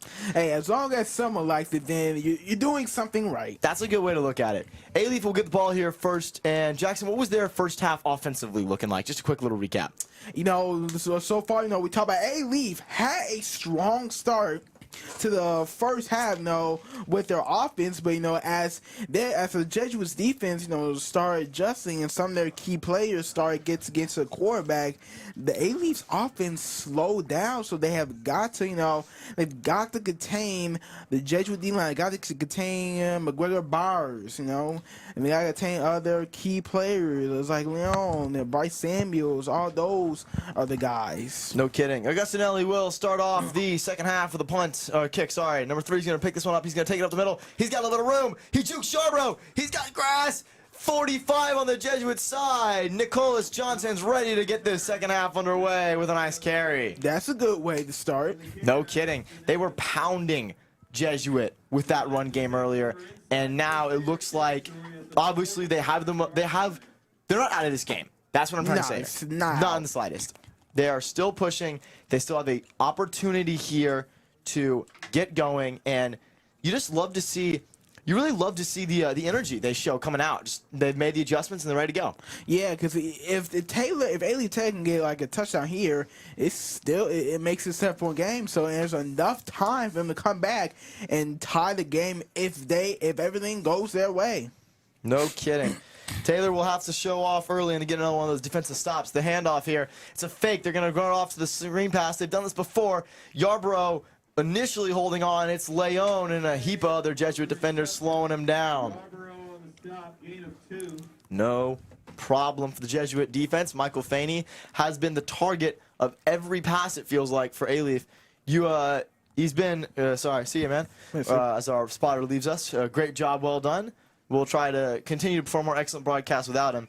We haven't really seen Congolo throw a heck of a lot deep. You think that's accounting for the wind, or just in general he's not the best long ball passer? Well, I wouldn't say he's not the best long ball passer, as he can throw, but, you know, Jesuit's secondary has just been pretty good. It's been able to lock down their best receivers. No kidding. And we got a flag on the field. Powell's run, though, looks nice and good. Not Powell, it's Hamir Shakanu, but unfortunately it will probably be called back for either holding or a penalty. Or, sorry, or a false start. My bad, dude.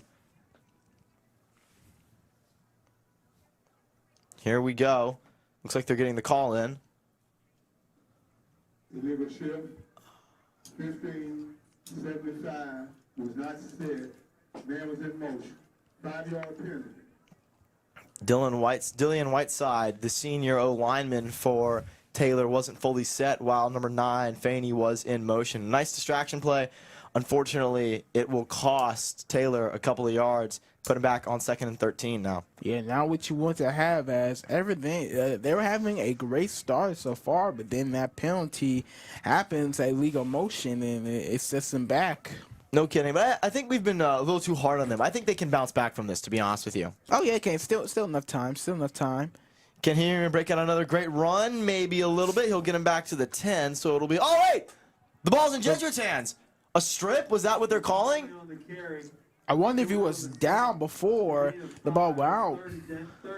Like he was down. Masayo came out with the ball, had a little bit of excitement there for a second. However, clearly number 6, Hamir Shakanu, was down, and it will be a 3rd and a 10 yards to go. I feel like, you know, you probably want to try and see what, you know, what you can do with deep pass here. If somebody's open, then you gotta risk it. You gotta try and see what you can get from that, as the running game so far has not been working to start the second half. Shankul in motion. Congolo's throw, a little high, and it bounces out of his hands. That's the second time we've seen a flag on the field, I believe. Looks like it. This could be on number 77 for Taylor. That would be Jalen Leonard, although this would probably get declined if it was a penalty on them. Penalty flag on the play. Hands to the face. 97 straight. Oh, number 97, Victor Zaccardo, hands to the face, and the unlucky drop will turn to a lucky break as Taylor gets the free first down and a little bit more. That's a second face mask, committed by the Jesuit defense tonight in this game so far. And, the last time they committed that, it led to Alief getting that touchdown that was able to get them on the board. Jesuit shoots himself in the foot right here, and it makes it 1st and 10 on the 30-yard line. Little under 3 minutes have passed. The snap, the handoff. He's going to try to put some room on it. He can, and he looks like he'll bulldoze his way into a first down. Look at the breakout from the junior, Hamir Shakanlu. We were looking at Powell earlier in the game, and he's broken out here, showing some aggressiveness. Yeah, he's been having a solid game so far, with getting a second short, just short of a first down. Clearly, their MO is running the football. The winds are still up in the high 10s, looking more towards the 15-mile-an-hour variety. And the air is still briskly cool, so maybe that's the reason for the drops tonight. Nick Congolo takes the snap. The handoff, it's real. It's fakes, my bad. Congolo spreads out to the right side. First down, and he's brought outside the 20. Inside the 20, outside the 15. And it'll be a 1st and 10. Alief got some momentum. Yeah, the defense was fooled by that. They thought they were going to give it to a running back, but then the quarterback was able to run in, take it to get a first down. I really like Michael Fenney's block there on number 33, Hayden Summers, for Jesuit. He really was able to clear the room for his quarterback, and Fenney doing his job well, just playing the, not even like the star game there, just playing the nice little filler role. Indeed. Congolo Puts a man in motion, takes the snap. The triple handoff is going to end up in Hamir Shinko's hands. He's going to break some room, and it's another first down. That should be a 1st and goal now for Alief. Teams have struggled today in the red zone, though. Oh, yeah, they have. They definitely have struggled. So we'll see if Jesuit will be able to get a stop right here. But either way, these points will be huge for Alief if they can be able to get into the end zone. No kidding. Alief was one stop away from making this a 14-7 game, as Jesuit's 2 red zone trips have been two red zone trips have been fumble and a 4th down touchdown. Alief was able to put theirs in earlier pretty successfully. Let's see what they do here. The fake the jet sweep, and it's Hamir, and he's got grass into the end zone, and Alief comes out swinging. They look to make it a 1-score game. The best case scenario for Alief is now we still got a ball game here with 7-point lead for Jesuit now, as that puts more pressure on the Jesuit offense to come out to start the second half and continue to roll right where they left off at the end of the first half. No kidding. Alief Taylor refusing to lay down for the mighty Crusaders this season, a team that's been historically a lot better in this second half. You see Alief showing up. High snap, we've seen a lot of those today, but the kick no less is good. So Jesuit only leads by 7 as they take the offensive side of the ball, and a great opening drive for Alief there. What changed there? I mean, we saw some stalling in the end of the first half and a quick breakout here. Yeah, definitely. Well, one of the big plays, one of the big moments on that drive is that touchdown will most likely would never happen had the Jesuit defense had not committed that face mask. And once again, 2 times have they done that. They committed face mask. And every time they have done that, it's led to Alief getting a touchdown from that. No kidding. So Alief will line up for only their third kickoff of the day. And with 8:11 on the clock, Jesuit only leads by 7. Although in the back there is Dario Contreras and Grayson Ochoa. We haven't really seen a lot from Ochoa tonight. Contreras has a touchdown reception. Maybe they'll kick it to him. Excuse me.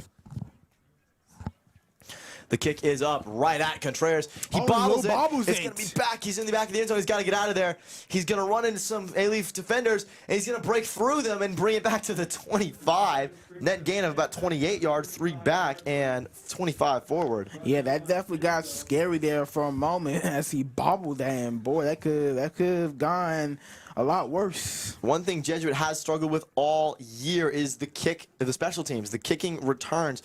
Obviously, we've seen some punt fumbles early on, and we've seen some muffed kicks back half here, mainly a lot on those high-pressure moments. So Jesuit has to get that down, especially if they have playoff aspirations.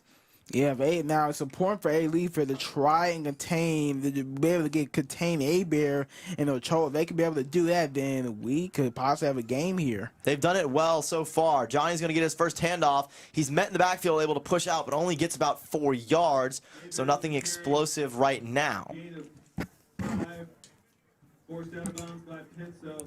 Johnny A-Bear, of course, hit 2,000 earlier, as Jackson said. He now, with 2.5 games left and some playoffs, so say they have 3.5 games left, is 3,000 possible? Absolutely. With the way he's been playing right now, always has clinch his 2,000 rushing yards. He could definitely get his 3,000 if he wanted to. The handoff, it's a fake. Wegleitner rolls out to the right. The pass is to the Jesuit water cooler, and it's over Contreras' head. It will be 3rd and 6 now. Unfortunate for the Jesuit QB. It's going to be a bit that Alief needs a big stop right here. If they can get stopped, they were able to get the ball back, and they would have a chance to try and tie this game. Here we go. Looks like number 11, that is Noah Frenshaw, the sophomore wideout, coming out in favor for number 42, Cade Barrett, the sophomore running back, who we saw make some mistakes on the goal line a couple of drives ago. So maybe they're just stacking the box here for an A-Bear run, try to get 6 yards out of it. Here's the snap. Wegleitner pulls back, throw to Ambaro, and he kicks it around. And unfortunate, the Butterfingers have been all over the field tonight on both sides. and Jesuit now forced to punt, something we rarely see. Yeah, you have got to make that catch. Either way, it's in your hands, and in the first down is right there. You've got to come up with that, especially in a close game where those type of catches in close games like this matters. No kidding. So Alief, they're doing everything right now. They get the touchdown. It's a 4-and-out on the other side. And let's see if they can get any more magic on this punt here. Excuse me. Messiah back to punt. It's a little bit of a squibber. Number 7, Barrett doesn't want any part in it. Simeon doesn't want any part in it. He's going to let it bounce to the 26-yard line. And here we go. Back on the field, Congolo. He had a good drive last play with the momentum in their favor now. What's the most important thing coming in its drive? Continue the momentum. Try to get Jesuit to commit some penalties here and there, but also, commit to a run game, make some great passes.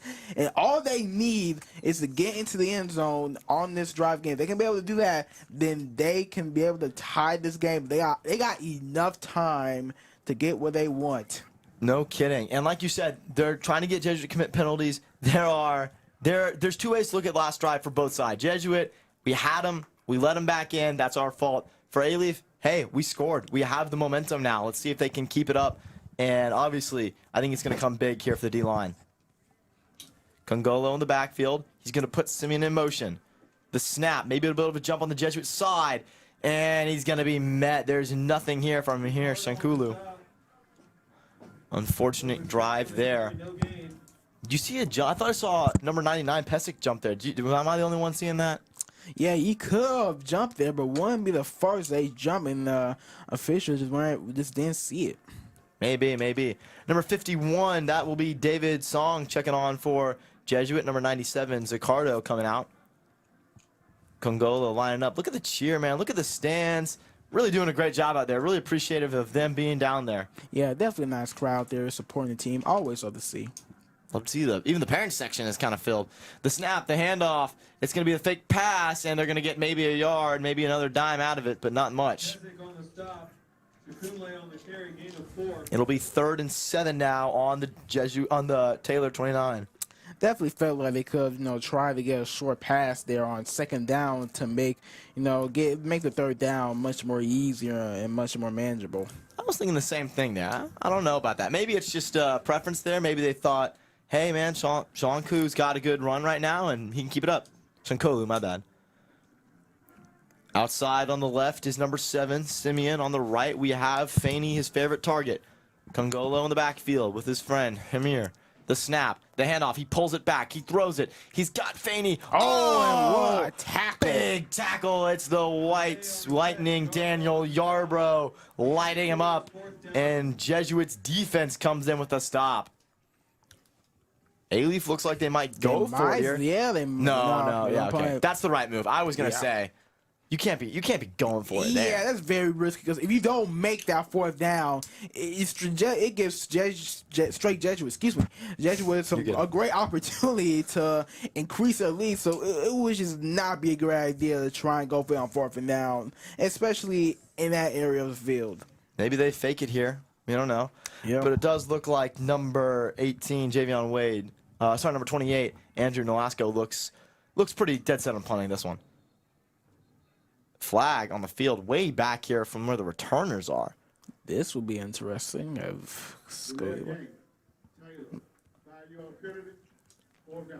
Looks like a delay of game's going to push them back even farther. So they're definitely not going for it anymore. Yeah, probably want to give some space for the punter.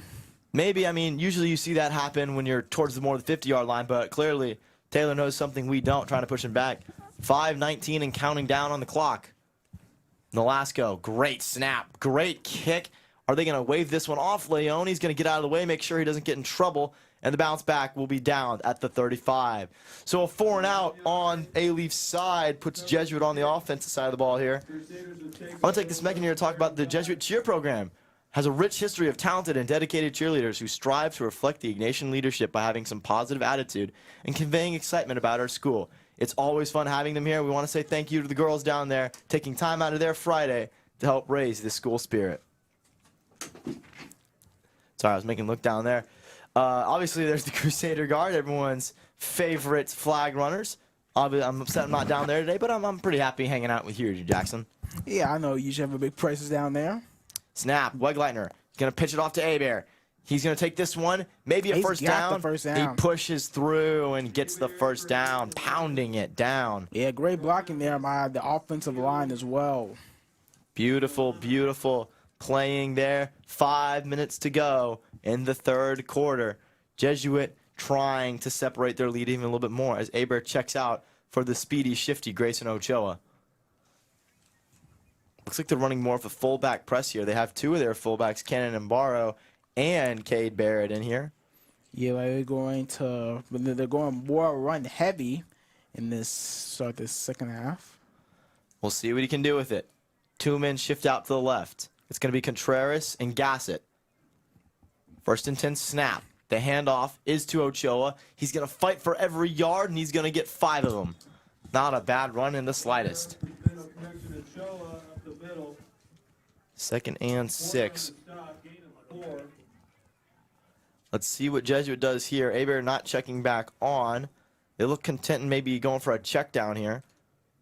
We haven't seen a pass from Jesuit in a while. Yeah, they haven't passed a lot in this game. You know, they're not a team that's known for passing a lot. It's more of a run heavy team. You know, thanks to Ochoa and Abear. No kidding. The dual threats in the backfield. The pitch is off. Ochoa's got it. He cuts inside, finding some more room. Like you said, the beautiful late move. It is brought down by number 11, Jameis Porter, but not before Ochoa takes one for 7 yards and a first down. Beautiful play there. Jesuit finally in opponent territory for the first time this half. Let's see what they do with it. Yeah, they would definitely love to increase their lead and get back up to 14. No kidding. That's the biggest lead anyone's had, was that 14-point lead. So, again, it's been a low-scoring affair, not something we expected for Jesuit. Contreras in motion. Snap. Johnny gets the ball. He's going to cut inside. He's got room. He's got room. Gassett the block, kind of there. Johnny stiff arms a man to the ground and trucks another dude. Wow. Puts his body on the line and gets it all the way to the Jesuit opponent's 15. Yeah, to Alief's D-line still having trouble trying to contain Johnny Abear, and he just runs for to get some huge yardage there, and now that sets up the offense in field goal territory. Barrett checks off. Ochoa checks on now, and so does number 23. That will be Sam Smith. There is, like you said, they've had trouble containing him. I think it's been the fact that Johnny's been delaying more. If you see him, he doesn't take the steps off the bat. He's been slowing down, and it's letting the holes open, and now Taylor's going to have to adjust to that. The handoff to Ochoa is faked. Wegleitner, he's got grass. He's got room. He's tackled after a nice first down carry. Or not first down carry, but a nice 7-yard carry. Yeah, just short of a first down, but he got pretty close to it. Heck, he's even got the legs today. He had that big run. He that huge 21-yard run to get the first down on a 3rd and long. No kidding. 3 minutes to go in the third quarter. 2nd down and 3 with 9 yards to go. Jesuit checking back on the sophomore Noah Frenshaw. Calling the plays here. Fikach making sure his offense has something to go. We got a nice little matchup of Frenshaw and Alani down here closer to us. Ochoa sits in the backfield. The snap. The handoff. He's got it. Does he have the speed to beat him? And yes, he does. Tripping and stumbling, but he'll roll on in. It's a touchdown. Despite Daniel Penso's best efforts, Jesuit will pull ahead 13 again. Yeah, great run there by Ochoa. His 2nd rushing touchdown of the night, I believe. And it puts Jesuit back up to 14 if, gets this field goal. Augustinelli, he's been a perfect 11 for 11 in his last attempts. Something that, hey man, you might not be the #1 priority, but it's definitely nice to have. Yeah, absolutely. Aiden lining up. His best friend, Leeser holding the ball. Snap is there. Aiden, he's 12 for 12. A beautiful kick. And Augustinelli puts it through the uprights. It's back to a 14-point lead. And the momentum again shifts in Jesuit's favor. Yeah, it didn't take long, but it definitely does hurt for Alief that you wish you could have got something after your last drive. You stalled out after you were able to stop Jesuit's previous drive to start the second half. It's all about putting the pressure on Jesuit, and with 2 minutes and 49 seconds to go, you can do it here with the score. However, it's going to come down. You're going to need defensive stop, and you're going to need an offensive score when you have that opportunity again. Yeah, for sure.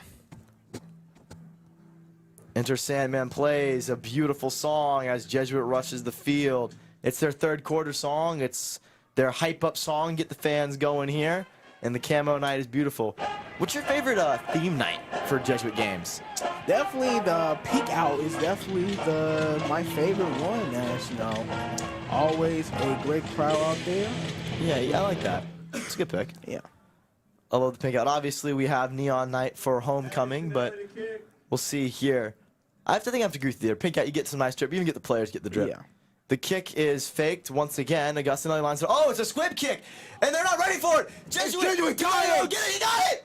A beautiful fake. Jesuit even shocks everyone, and Taylor in a momentous fall off, losing everything they had. It was the kick by number 46, Sebastian El-Khoury. A beautiful onside-er. To be honest with you, I was not expecting an onside kick right there, and not even Alief Taylor. As they were confused out there. The gutsy call. Jesuit now goes 2 for 2 on onside kicks, and Jesuit takes one step closer to putting this one away. Yeah, ouch. That has got to be rough for Alief. Not only you just gave him a touchdown, but then you give up the football after you did not expect for Jesuit to get that onside kick or even kick an onside kick. But either way, just gotta be rough out there for Alief. Tough job for them now. The snap. Wegleitner fakes the handoff. He's going to launch one. Does he have gas it again? No! A great defensive play by number 17. But that might be pass interference on Okwamilani. Yeah, it's going to be an automatic first down if it is. Gassett had that incredible one-handed highlight reel catch earlier. And Jesuit, I love the momentum. I love the trick plays. They're targeting him again, but it might not have gone this way. Wow. So this is not pass interference and just a good defensive play. Might have to check that one out with our expert later on. A beautiful attempt, but it falls short, and the Jesuit crowd, they're starting to get a little shaking here. The band is playing. It's fun to be a Crusader fan right now. Second down and an Alexander Hamilton. 2:43 to go. Johnny in the backfield. No one really on the wide set. The snap. The handoff. It's legit. Johnny, he's going to have to take a man with him. Now he's surrounded and looks like he'll only get 5. It was number 55, Obasani Fagabamila, with a great stop. It's going to be a 3rd and 6 here. It will be great for Alief to try and get a stop here. No kidding. They had that unfortunate onside kick fall in the opposite way. But if they could get the stop here, it would be a nice confidence booster knowing you still are in this game. Jesuit, though, they're pulling out a lot of tricks. That's something you have to look at Alief, though. They know you have Jesuit scared. Yeah, they're definitely going deep into their playbook and bring out all the trickery. Here we go. Wegleitner under center. The snap, the pitch. Abear's got it. The C parts like and Moses. He's got the first down. And Johnny's got the first. And he's still going. Can he go? A stiff arm. Got it. Touchdown. Crusaders. Number 10. Yankee Nwaze trying to say he's out. But Johnny, he's that guy. And he gets the touchdown. A beautiful tiptoe.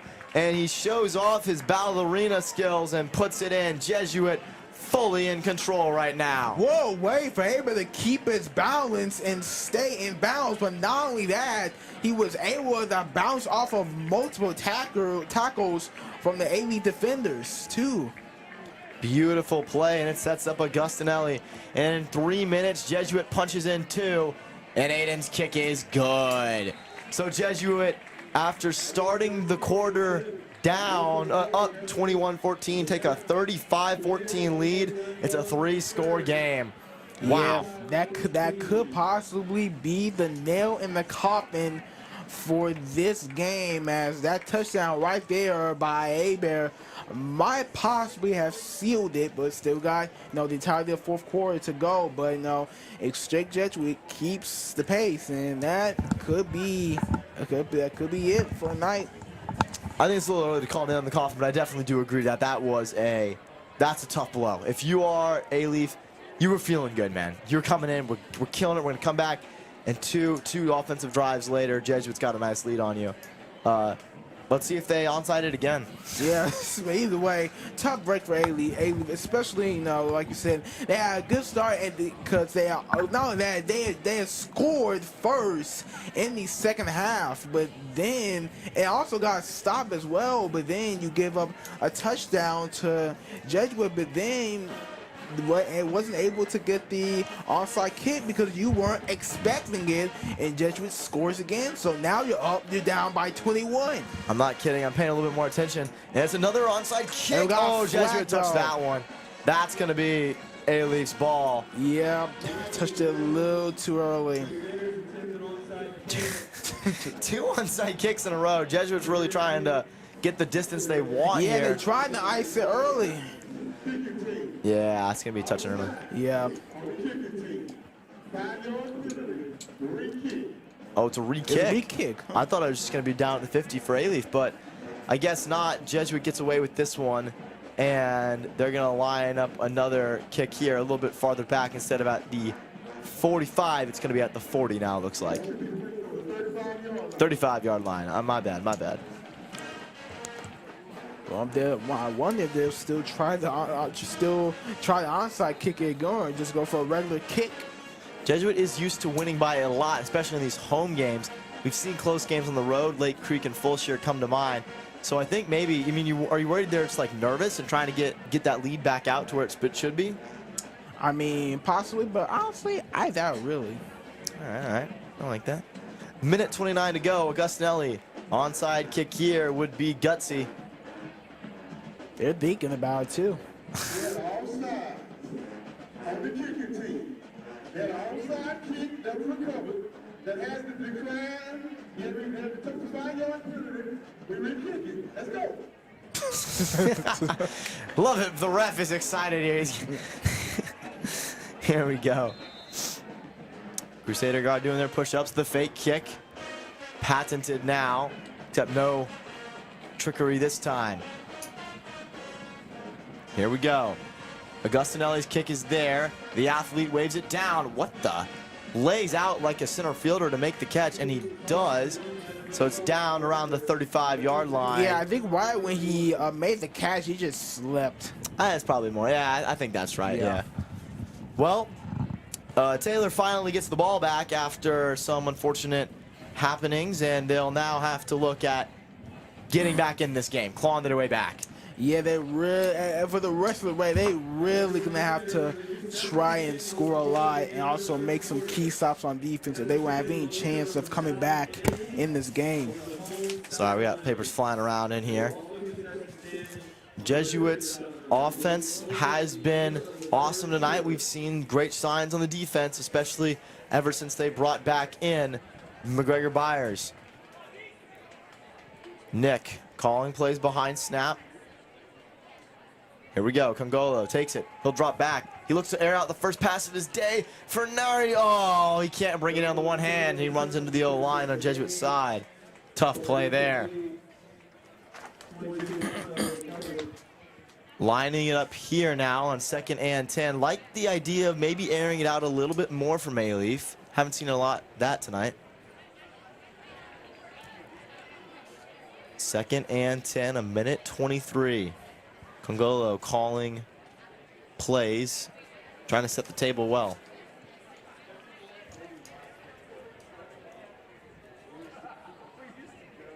Here we go. O-line gets set, D-line on the other side. Congolo, snap. Oh, McGregor Myers. What tackle. There he is. He has come alive late in this game and is showing his presence. It didn't even take him 5 seconds to even get there and make the tackle. Oh, it took him like 2 seconds. He got there And pretty fast. No kidding. Hamir Sanganku, who had a great start to this quarter, was met mainly even before he could get the ball. It'll be 3rd and 13, and they're going to force Alief to maybe air this one out against the Jesuit secondary. Yeah, they probably will, because at this point you might have nothing to lose at this point. Just might as well go for a deep one and see what happens.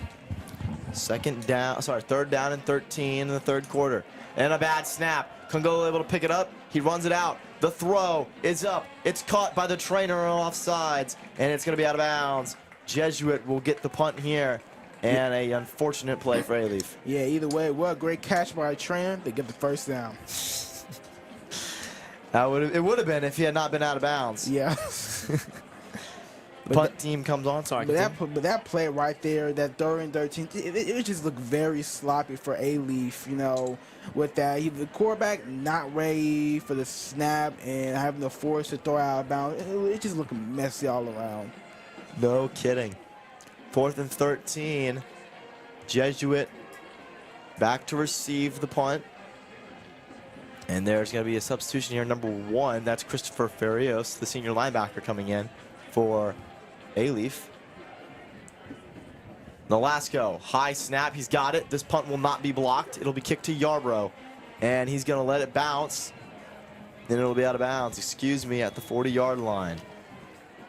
40-yard line, the kick is out of bounds. Crusaders will take over 1st and 10.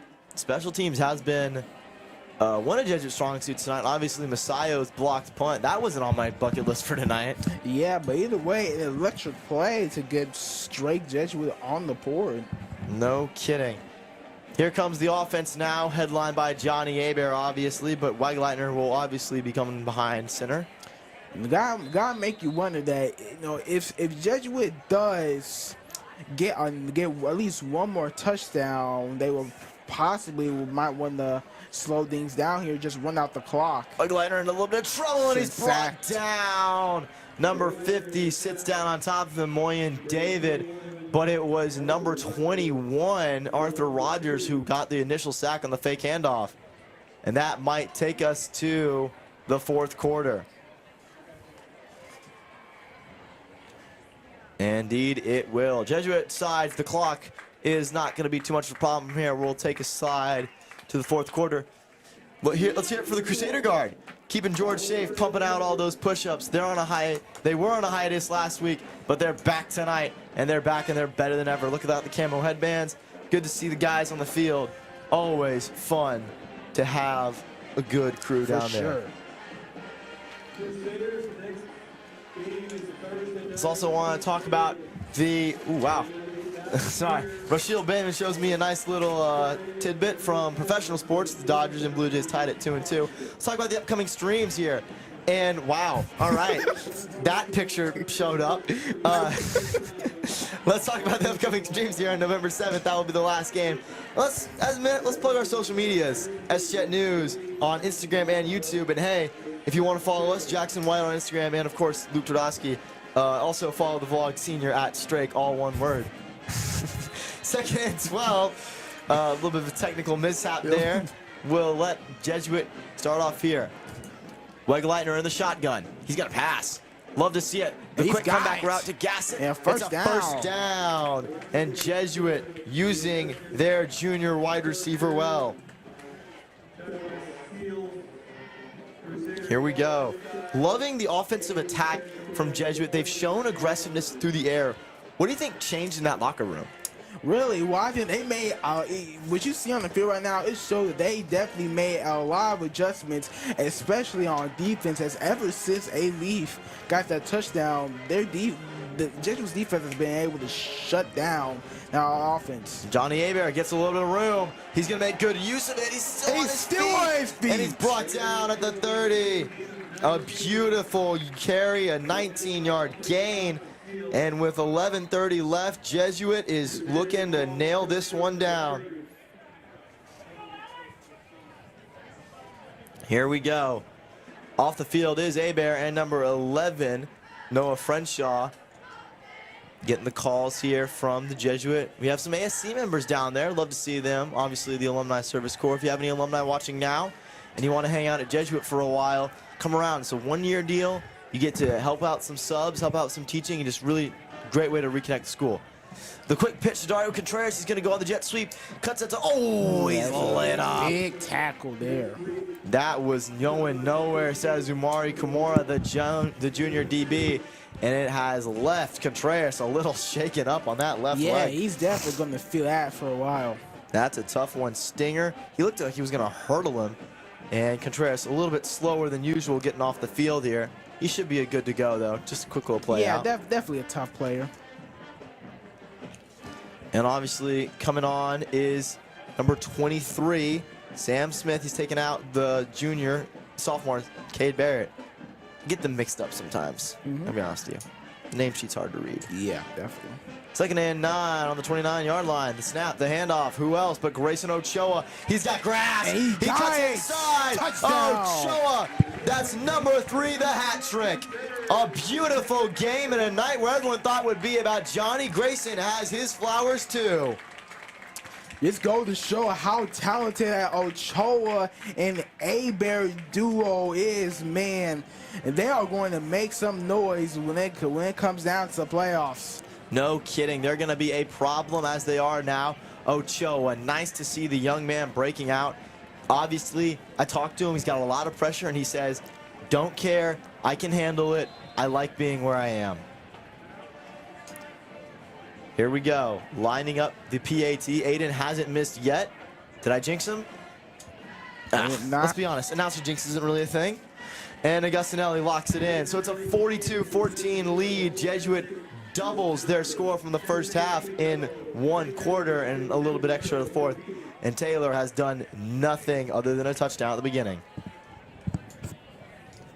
What do you think? Man, Jesuit's offense has looked like they look like a new man right now. Yeah, one thing I find interesting about the Jesuit offense is that they can definitely be slow at times, but boy, when they get hot, they get hot. And when Hebert, Ochoa, also the passing game is clicking, the offense just looks unstoppable.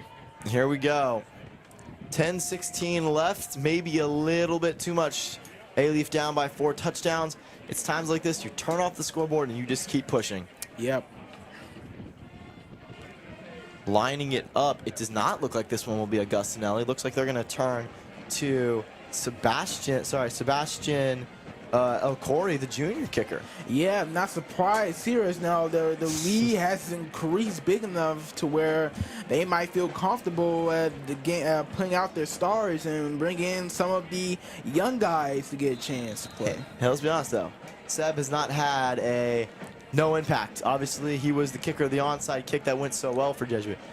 The lefty boots one deep. That might be a touchback.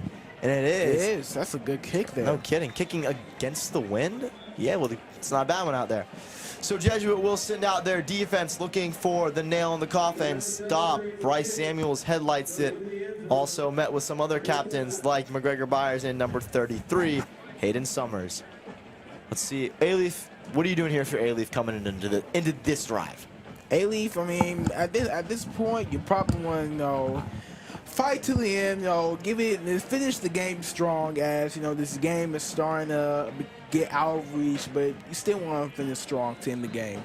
No kidding. Maybe even just for your stats, the pride, you want to show a little bit here. It's certainly cooled down, now down to 77 degrees. The winds have stayed the same, though. Congolo takes the snap. Oh, who is it? You all know him. It's McGregor Byers, his 5th TFL of the night. He said he heard us talking about how he had been stuffed, and he said, nah. He is playing like J.J. Watt out there, and that is one player he reminds me of. That's an awesome comparison. On the field, he's just been an unstoppable force as the D-line of Alief, the offensive line of Alief just has no offense. Just have no answer for him. He's not a bulldozing type. He's more of that swim, move, finesse guy, like you say, and that's a great comparison. I've never really thought about that. Unfortunately, though, for Alief, he's on the other team, and Congolo sits at 2nd and 14 with less than 10 in a blowout game.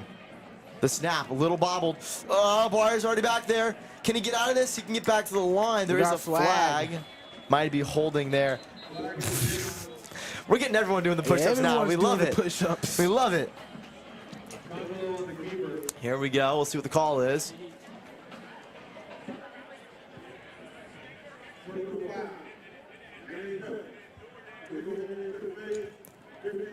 I was on defense. 15-yard penalty. That should be a first down for Alief Taylor. It was Victor Zaccardo. He's usually been talked about good. He just makes the mistake here, and Alief has a chance to capitalize.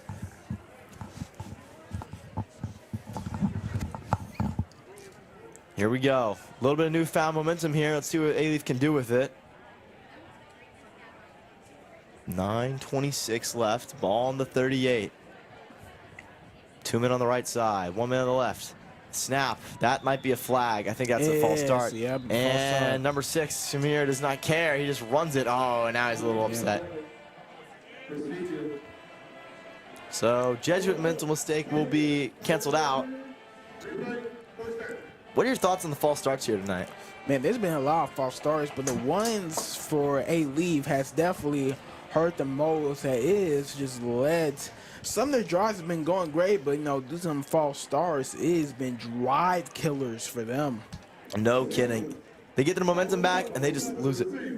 Also on the receiver, number 7, that would be Evan Simeon there. So everyone's jumping right now. No one really knows what's going on. 9:13 left and the clock is counting. Here we go. 2 men on the right. Simeon in motion. That's a legal motion. The snap, the handoff. He's going to try a jet sweep, but he's met in the backfield.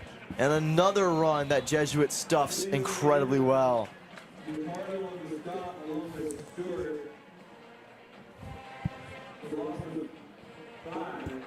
Here we go. 8:44 left in the game. Jesuit trying to close this one down.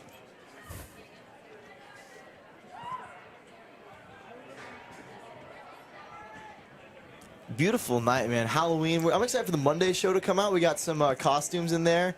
It's going to be a good next week at Strake Jesuit. As a quick reminder, any students watching, Friday, spirit dress, but it's a special one. Show up in your costumes, participate in the contest, potentially win Chick-fil-A. And also, not only that, some also community time to get some trick-or-treating in community time Friday as well. No kidding. First carry here is going to be stuffed. It'll be about 3rd and 11 with 8 minutes and counting down in the game. What do you think here? Bomb it? Just bomb it at this point. Hail Mary? Why not? Why not? Why not try it? I like the way you talk. Let's see what they can do with it. 3rd and 10. We haven't seen a lot of success on the long 3rd downs. The only one I think that was converted was the Wegleitner 21-yard carry. But we'll see what Alief can do here. Seems to be confusion on the sideline about what play to call. They have it now. On the right side, they have Michael Faney, his favorite target, and Simeon. And on the left, it is number 3, Nicholas Johnson. Timeout. Delay of game. Taylor makes another mistake, and it pushes back to 3rd and 15, and it almost feels like they've lost their confidence here entirely. Yeah, pretty much. And those penalties, man, it really has hurt them. And if not for those penalties that have stalled their drives and killed drives in the position their late in the first half and early in the second half, they still possibly would have had a chance to still be in this game.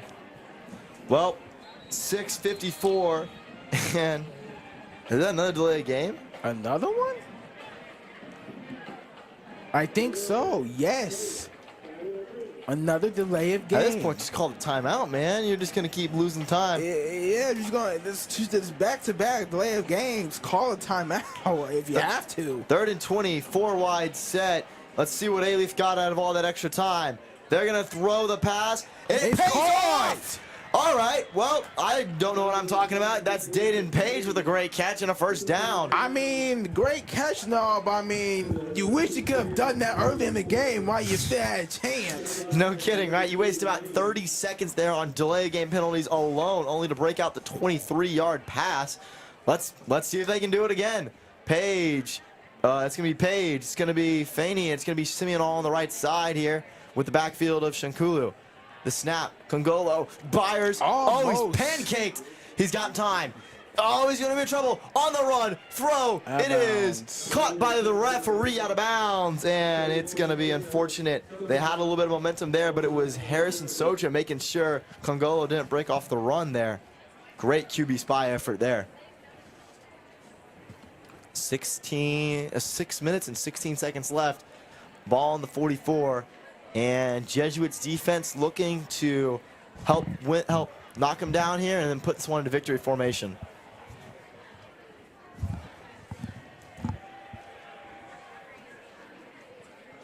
Excuse me. Setting up towards the top of the cross. Number 78. That is Phil Burchett. That's actually the largest number on Alief's team, which is a little bit surprising.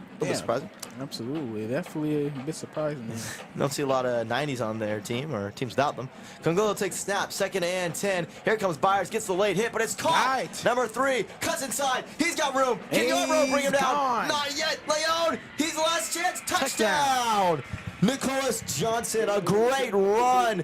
And Alief Taylor. A little bit of life. The door might be unlocked now. It's definitely not open, but there's something to catch up to. Yeah, there's definitely some potential here, but you might want to kick a lot of onside kicks if you want to have a chance. No kidding. They might go for 2 here. It's still an 8-score. It's still a 4-score game either way. Yeah, if they score 8s. Yeah, you still want to go for 2 here to make it a little bit more easier. You're right. I want to get that number on the board. I want to get that confidence up. And it looks like checking in here. That is number 5, Nick Congolo. He was under the impression they were going to kick this one, but he'll come back out now and try to put this one in for 2. Jesuits defense, a rare slip-up, especially in the secondary. Yeah, for sure. It's for sure, but I feel like, it's late in the game. Hopefully it doesn't hurt too much so you have a big lead. The snap, Congolo is going to try to run it out the left side. He got it. 2 points. So it's 42-22, a 20-point game, and there's something there. There's definitely something there. But they're going to need to kick plenty of onside kicks to have a chance here late. Hey, if Jesuit got one to go their way, Alief can too. Man, I just go back to that blocked punt in the first quarter. You had so much momentum there, and if they don't have that, it's a 13-point game. It's much more manageable. Yeah, it could have been a whole different game right now if that blocked punt never happened. So no kidding. Just gotta ask, what if that never happened? Game could have been a whole nother game. Alief could possibly been the lead for all we know. Who knows? Ochoa on the right side and Contreras on the left. They're going to see what they can do with it here. Aiming it up. It's been a good game. It's been a good game. It's been a fun game to commentate. It wasn't the blowout we thought coming into this game. I was talking to Dean Nunez and I said, "Are we winning?" And he said, "Yeah, we're winning this one." So it's nice to see Alief putting up the fight. Let's see if they can continue to do it. Yeah, I love it how the coaches, seem confident they're going to win this game. And so far, they're making sure they back up their words. Jesuit, they're pressing the left side. It is going to be a chip to the left side. A block, but Jesuit falls on it. Number 19, Lincoln Leeser downs it. And that could be the game ender right now as Jesuit's offense takes the field. Yeah, all Jesuit needs to do, just run the clock down, get at least 2 or 3 first downs, and that should do it. Some of the students have still stayed. The band is still here. And the parents section is not doing too bad, very well at all. So thank you to our alumni and parents for showing up to this one. And of course, thank you to the parents, Mr. and Mrs. Twardowski, Mr. and Mrs. White, for letting us do this and put us in the situation here. Here we go. Jesuit's offense takes the field. Wegleitner coming out for another drive alongside Grayson Ochoa, the player of the game, arguably, with Gavin Parks on the right side. 2 men on the right, no one on the left. Ochoa in the backfield. Wegleitner will hand it off. Grayson's got it. He moves another one off. Quick little nice swipe. Tries to spin down. a dude off, but he can't. It'll be a first down. The more of those are the problem, and it looks like even the Alief coaches don't know what to do. with the Jesuit second-string running back who's been killing them tonight. Yeah, they just don't have no answers for their running game, and it pretty much did all the damage for Jesuit tonight, and that was enough for them to win this game 42-22. And now with them on losing 2 games and with them winning this game tonight, they'll be, I believe, 7-2, if I'm not mistaken. You're very correct. And that puts them, that either clinches or puts them in the driver's seat of playing a playoff home game. Well, Grayson Ochoa is met there, but you are right. A win tonight will clinch it for the Crusaders. It should be postseason bound for the 2nd year in a row. First time we've heard that words in a while. Yeah, but just God congratulating though. The season's not It's over a yet. hard-fought season. Yeah, you're right. It's not over yet. Yeah, but still, what a great season for this football team, and to always feel good to make the playoffs. Not last year, but also 2 years in a row. Always great to feel good about that. No kidding. This is a good, well put together team, a group of guys who really like each other. As Wegeleitner said, we're a family.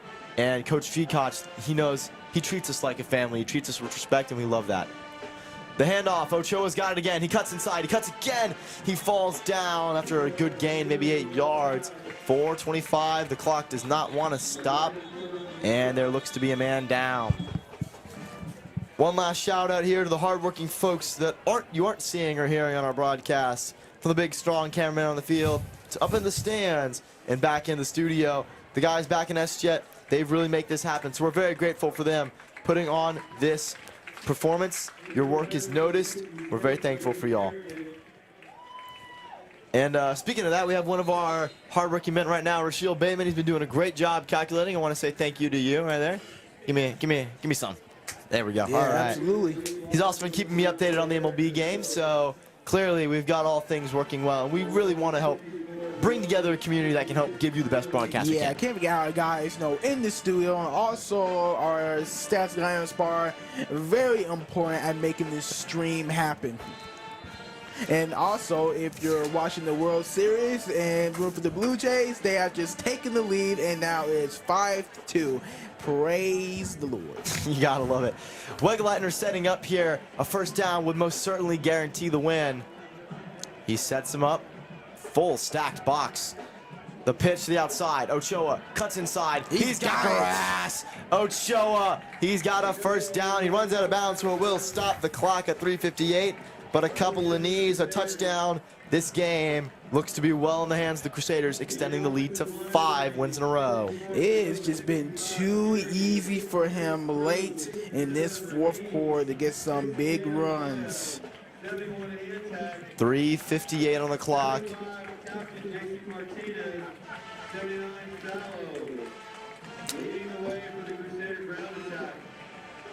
Sorry. Coach Amoroso letting us know the O-line. We're very grateful for him, obviously. Very grateful for the scoreboard keeper, Willem Himmel. He's doing a great job tonight. Here we go. 3 men on the wide out set. Check down pass is always an option. Ochoa is in the backfield. The snap. Here we go. Ochoa's got it. Spin cycle on. Touchdown. He got it. For the golden sombrero to the player of the game, the junior running back who stole the show, Grayson Ochoa. What a game. And boy, just how good he will be next year in his senior year. Definitely cannot wait to see what he can do next season. No kidding. I will be tuning back in on these broadcasts just to see how he's doing. It's always fun. Unfortunately, we do see a Crusader down right now. So we're going to pan away from that and pan into the nice transition to thank the viewers. Y'all have been a great job. You'll help us always keep up our streams and show us the support we love. We love getting emails. I was talking with Mr. Pep the other day. He's been getting a lot of emails. Mr. Dory's been getting a lot of emails. We love to see y'all's support, so we're very thankful for y'all, especially the 110 watching right now and the 4 likes on this stream. Yeah, the quality of CSN in these past few years have gotten much more better. I would say this year, it's been the best it's ever has been. Oh, easily, definitely. And a lot of that comes thanks to Mr. Doherty. He's really shaped it together. And a lot of the guys. We have interest from guys like Sullivan. We have Thomas, Fenton, all those kids back there. The guys on the field who just like want to be doing that job. Jaden, Eduardo, Conrad. We're very grateful for y'all. Y'all are all pushing, helping us make it better. And we're all grateful to Jesuit for letting us do all this. You also can't forget about, Thomas and Stanley making a great presentation. Thank you so much. I almost for forgot our Stanley. games. Stanley's doing a great job back there. The kick is up, and Augustinelli, he's as locked in as ever. He makes 7 of 7. Hey, he told me before the game he's going to make 8, and there's still time for 8. Yeah, definitely a lot of time for 8. If, the offense is able to get the ball back, but, knowing the situation, circumstances, I doubt it. You never know. Obviously, Jesuit looks to kick this one off and right off into the sunset with another good win here at Clay Stadium. What are your plans for the weekend, Jackson?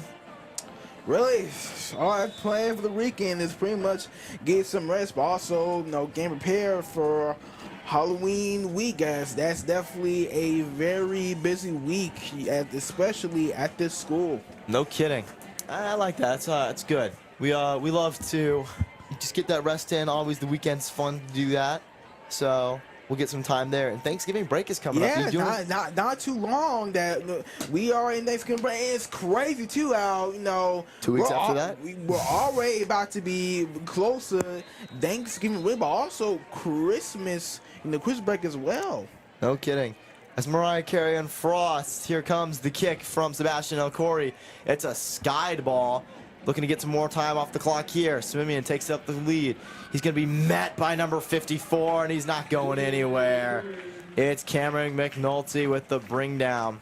So yeah, Jesuit students, as a quick warning, you only have about 4 or 5 maybe academic weeks left. So if you have any bad grades, I'd get those up now. You do not want to be spending any time in the ARC. Yeah, that for sure, because midterms, they are coming around quicker than you are expecting. So if you're trying to get some good grades now, you better start hurrying up and start picking up the pace, because midterms will be here before you know it.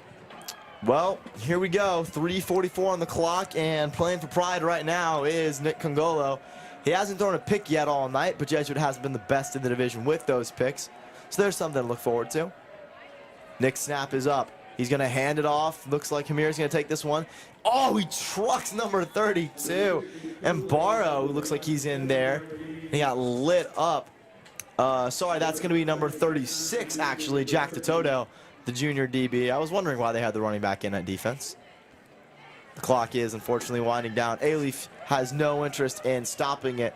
They do have interest in the spread set, though. 3 on the right side. Let's see what they do there. Yeah, that could go either way with that. There's nothing wrong with maybe dropping a little Hail Mary here. Snap. He's got time. He's going to roll out. Here comes the defender. The throw is up, and he toe taps, but it's no good. Bounds. It was Wesley Stewart who was coming downhill to light up Congolo. He gets rid of it. Unfortunately, he will not find Dadian Page this time. 3:05 on the clock. 3rd and 2. And potentially the last offensive play for the Alief Lions. The band is getting loud, dude. You gotta love the energy in this building. Yeah, the band is definitely pumped up, and always good to see them performing over here at the stand tonight. He's gonna take this one on himself. Congolo, he's got the first down, maybe a little bit more, and he's gonna be shoved out of bounds. 2:57. The clock is stopped now. And Alief content on putting up a fight. You gotta love to see it. They're not done yet. Yeah, always good to see a team fight till the end, even though they're down big. Still want to show your best fight, and also on a good note. No kidding. There's honor in that too. You're not going down with defeat. Yeah. Congolo takes the snap. He's gonna fake the handoff. The throw is caught. It's number 16, Carson Hebert, getting there and bringing him down. A little bit of a convergence at the top there, and he was helped out by the secret weapon, Anthony Hong. A great play there. And coming is the Jesuit defense. 2:52 now, counting down, inching towards that 2-minute warning, but the ball is on the Crusader 40. Here we go. The snap, Congolo dropping back, perfect pocket. Now he's under pressure. Oh, a pancake block. The throw is overthrown though. Hong was there on the defense of number 7, Evan Simeon, and it's not gonna work. A beautiful, beautiful coverage right there. Even got the sign and the fans down there. You love to see it. Yeah, the rally towels are going. Yeah, definitely. The fans definitely having a good time. Always fun here in Clay Stadium. We know how to have a good time. 2nd and 10 on the 40-yard line in a 27-point lead for Jesuit. Here we go. The snap, a little bit to the right. They're going to hand it off, and Hamir, he's met by Zakoto, but he's going to get around him, but he's finally brought down by Wesley Stewart, the senior linebacker.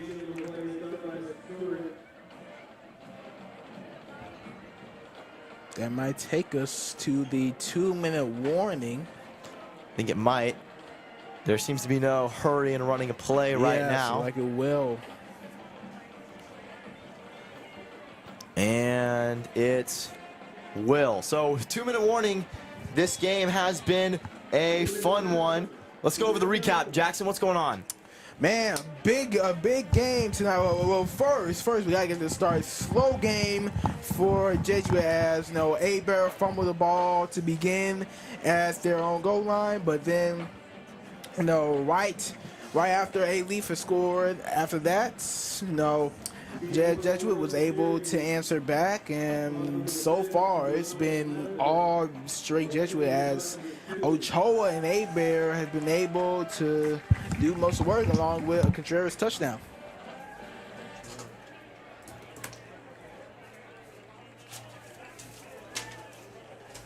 No kidding, it has been a great night here. Sorry, messing around with the stat sheet. And I think it is. Ochoa has more yards than Johnny. That's the first time this season we've seen that from him. Yeah, it's definitely first time. A beautiful showing from the junior running back, showing that the Crusader faithful won't be missing too much in the absence of Hebert. And here we go. 2 minutes to go. It will be Congolo looking up here. 3 men on the right, the snap. They're going to hand it off, though. Hamir's got some Red Sea parting. He's got room. The blocks are there, and he's brought down by number 29, Anthony Hong, the secret weapon. A beautiful play there by the man himself, Anthony. He's been one of the best parts of their secondary. The backups, they got depth in every single area. And it's awesome to see that, but terrible if you're the opposing. Yeah, for sure. Definitely couldn't agree more. Here we go. Calling plays on the left side. Here's the snap. Congolo dropping back.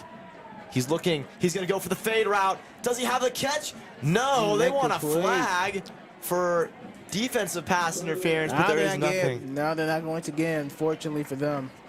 Unfortunately, indeed. There's 1 minute 30 to go. 2nd and 10, ball on the Jesuit 20.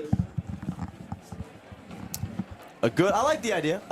They're targeting number 3 out there, Nicholas Johnson. He had a big play earlier in the half, but he hasn't really done anything since, mainly because the Jesuit defense has been that locked in. Yeah, it's been very dominant in this second half. Here we go. Setting it up on 2nd and 10, a minute 30. 27-point lead for the Crusaders, and Alief playing for honor right now. 3-man set on the right. Moving into motion. Congolo. Holy cow, a truck in the middle of the field. He's going to spin out. He's got Can he make some magic happen? The blocks are there. The pass to the end zone. He's got a wide open Page. Touchdown. You love to see some magic there from the young man. Wow. Man, I was distracted by Hamir Shinkanlu bodying number 35, Andrew DeSoki, but he left Page open, and some Manziel magic-esque play there to get the touchdown. Yeah, that's definitely a great play there, as that will probably the last spectacular play of the game as we start to wind down. It's been a good game, a fun game on both sides. Definitely improvements to be made for both sides. The glaring one for Alief, obviously. Yeah, for sure. Blocked punt. Can't have that anymore. Yeah, you cannot have that, not only tonight, but for the rest of the season if you're trying to look to finish the season above 500. Alief going for 2 here. Jesuit stacking the box, the pass. There's going to be a quick screen to the outside. Oh! He got blown up. Number 34, Harrison Socha was making sure Simeon didn't get in. He had no chance with that one once he got blown up. A beautiful attempt on the jet sweep, but Socha comes out of nowhere and stops him. And with 1:19 to go, it's a 49-28 lead, and that should be the rest of the game. Yeah, the offense will probably just kneel it from here on out to close out a dominant victory here tonight. Jesuits kicking team takes the field one last time, headlined by the player of the game, Grayson Ochoa, and number 23 alongside him, Samuel E. Smith, the junior wideout.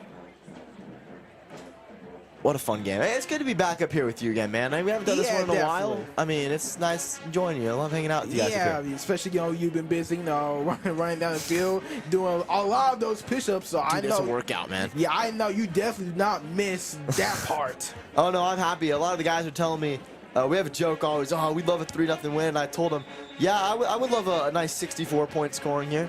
I'd love y'all to get a good workout in today, and I'd love to watch that, but Jesuit drops 49, so that's good enough. They'll be able to get their workout in, and obviously I'll join them next week on the road. It is number 28 in Nolasco lining up what could be his last kick of the night, and his last kick here in Clay Stadium. Sophomore kicker, he's got, a lot of potential. He's one of the few sophomores on this team, one of the only 8. He lines it up. He's got a heck of a cannon, though, on that leg. It's up. Contreras, he's going to catch it. Looks like he waves it down to the 15. And Jesuit sending out the offense, potentially going into victory formation. Yep, that's probably going to do it.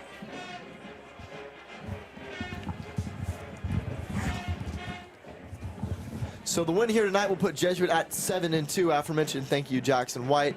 It will be a 5-game winning streak for the Crusaders, who started at even, and it will do a long way into clinching the Clay Stadium home playoff game that Jesuit fans have been craving since last year. It's always fun when their season gets to extend, and hopefully it just means they'll get a couple more 48 more minutes of Jack Wegleitner, 48 more minutes of Johnny Hebert, 48 more minutes to Dario Contreras, and even on the defense side of the ball, 48 more minutes of McGregor Byers. A lot of these seniors, man, they love playing here, and they just want to be the they want to end it here. They're proud of where they are. Absolutely, and if we are able to do a playoff game here at Clay Stadium, I believe that will be the first one for CSN here at Sam for playoffs. Yeah. The sophomore QB, Xander Hoover, is in now. He'll pitch it to the famous Grayson Ochoa, who grabs 7 more yards to his total.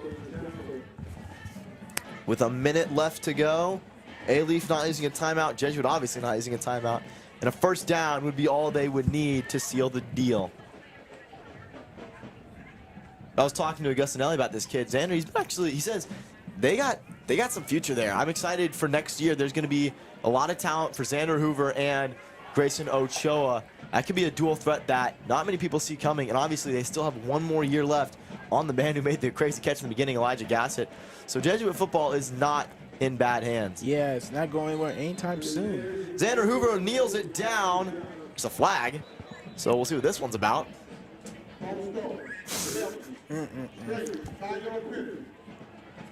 So Jesuits' victory will be delayed on the false start.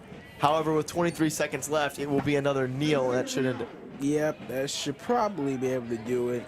Take 1 kneel.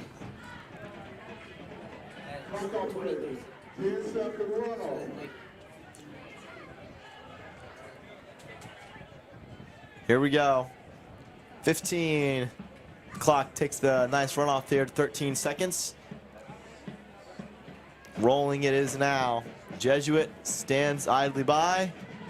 And there will not be another play in Clay Stadium. Jesuit, 5 wins in a row. They're undefeated in district, and an outstanding win over Alief Taylor. What a night. Thank you for joining me, Jackson. Yeah, will do, absolutely. Any last comments on the game? Man, great game tonight. Great dominant game. Great showing by the offense, especially Ochoa and Johnny Hebert. Great night for him as well. And hopefully, Jesuit can continue their winning ways next week. No kidding. They'll take the trip to Alief Taylor next week. Sorry, the other Alief Taylor school next week. And they face off tonight.